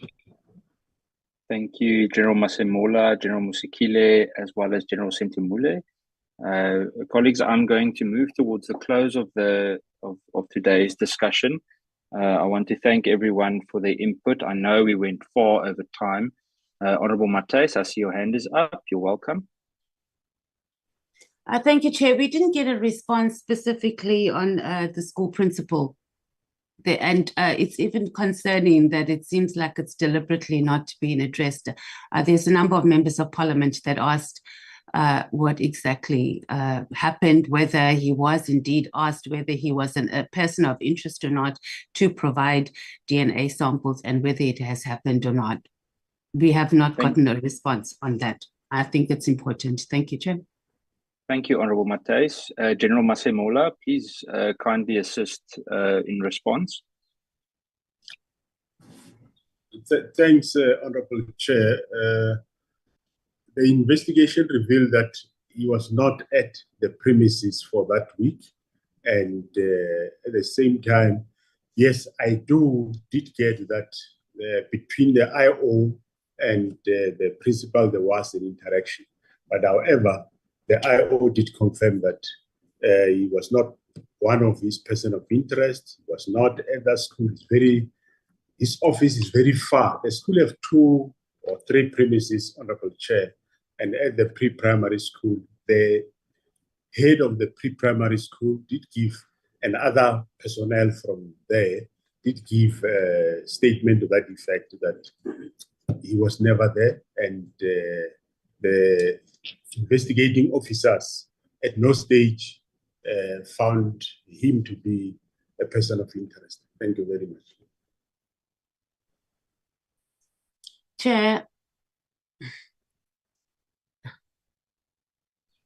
Chair, the question was actually, Yes, the question, General, was actually whether the South African Police Service at any point asked the principal to provide a DNA evidence, regardless of whether they're now saying that he's no longer a person of interest, that he wasn't at the school, etc. Did the investigating officer at some point ask for the sample, a DNA sample? And this triggered the whole response from AfriForum, which the minister is now saying he's engaging with AfriForum on the side. So that's just the question. Was it asked for or was it not? Thank you, Honorable Matthys. General Masemola. Honorable Chair, the report I have is that he was never asked, but however, he phoned the IO to ask whether, do you want anything to do with me? Thanks, Honorable Chair. Thank you, General Masemola. Colleagues, let me get back to the concluding remarks. First of all, despite the head bumping here and there, I want to firstly share my appreciation to you, Honorable Matthys, because I think it was worth to have an in-depth discussion. So thank you for that, and to all the other members, and especially also to all the chairpersons that attended the meeting on short notice and for your thoughtful and constructive contributions during the engagement today. I think it's critical for us to continue zooming in. We actually had this discussion 2 weeks ago where we said, and we will later on in the parliamentary program, jump into in far deeper discussion regarding GBVF and specifically also, I think, special attention to violence against children that we've noted has increased over time. We will obviously then do what we can with regards to making sure that we invite all the relevant committees. Our committee has already scheduled a meeting for the 18th of June of this year to assess the South African Police Service's compliance with the Domestic Violence Act. And the scope of that specific engagement will be broadened to include a more comprehensive focus on violence against women and children in the broader context in South Africa. And we will then aim to facilitate a coordinated and cross-cutting approach, where we will extend invitations to the portfolio committees on justice and constitutional development, basic education, social development, and women, youth and persons with disabilities, as well as the Select Committee on Security and Justice. The joint meeting will serve as a platform to enhance interparliamentary collaboration and strengthen oversight in a national effort to address gender-based violence and child protection. Formal communication in this regard will obviously be issued accordingly. And then furthermore, we would like to express our appreciation to the Minister of Police in his absence now, the National Commissioner, Deputy National Commissioner, the rest of the senior SAPS management for also availing yourselves to brief the committee today and for extending and going over time in order to rebuild and sustain public trust. It's critical for us that we ensure together that we have transparent and timely and consistent communication with affected communities and so to the relevant authorities.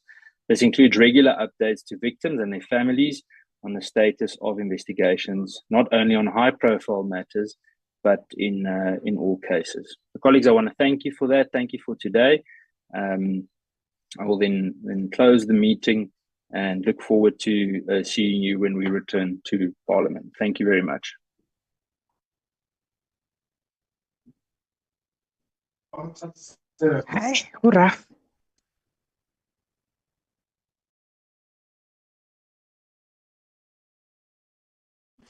Thank you, Chair. Thank you, Chair. Long live the chair. Thank you very much. Thank you so much. Thanks, Chair. A re go leboga modulasetulo.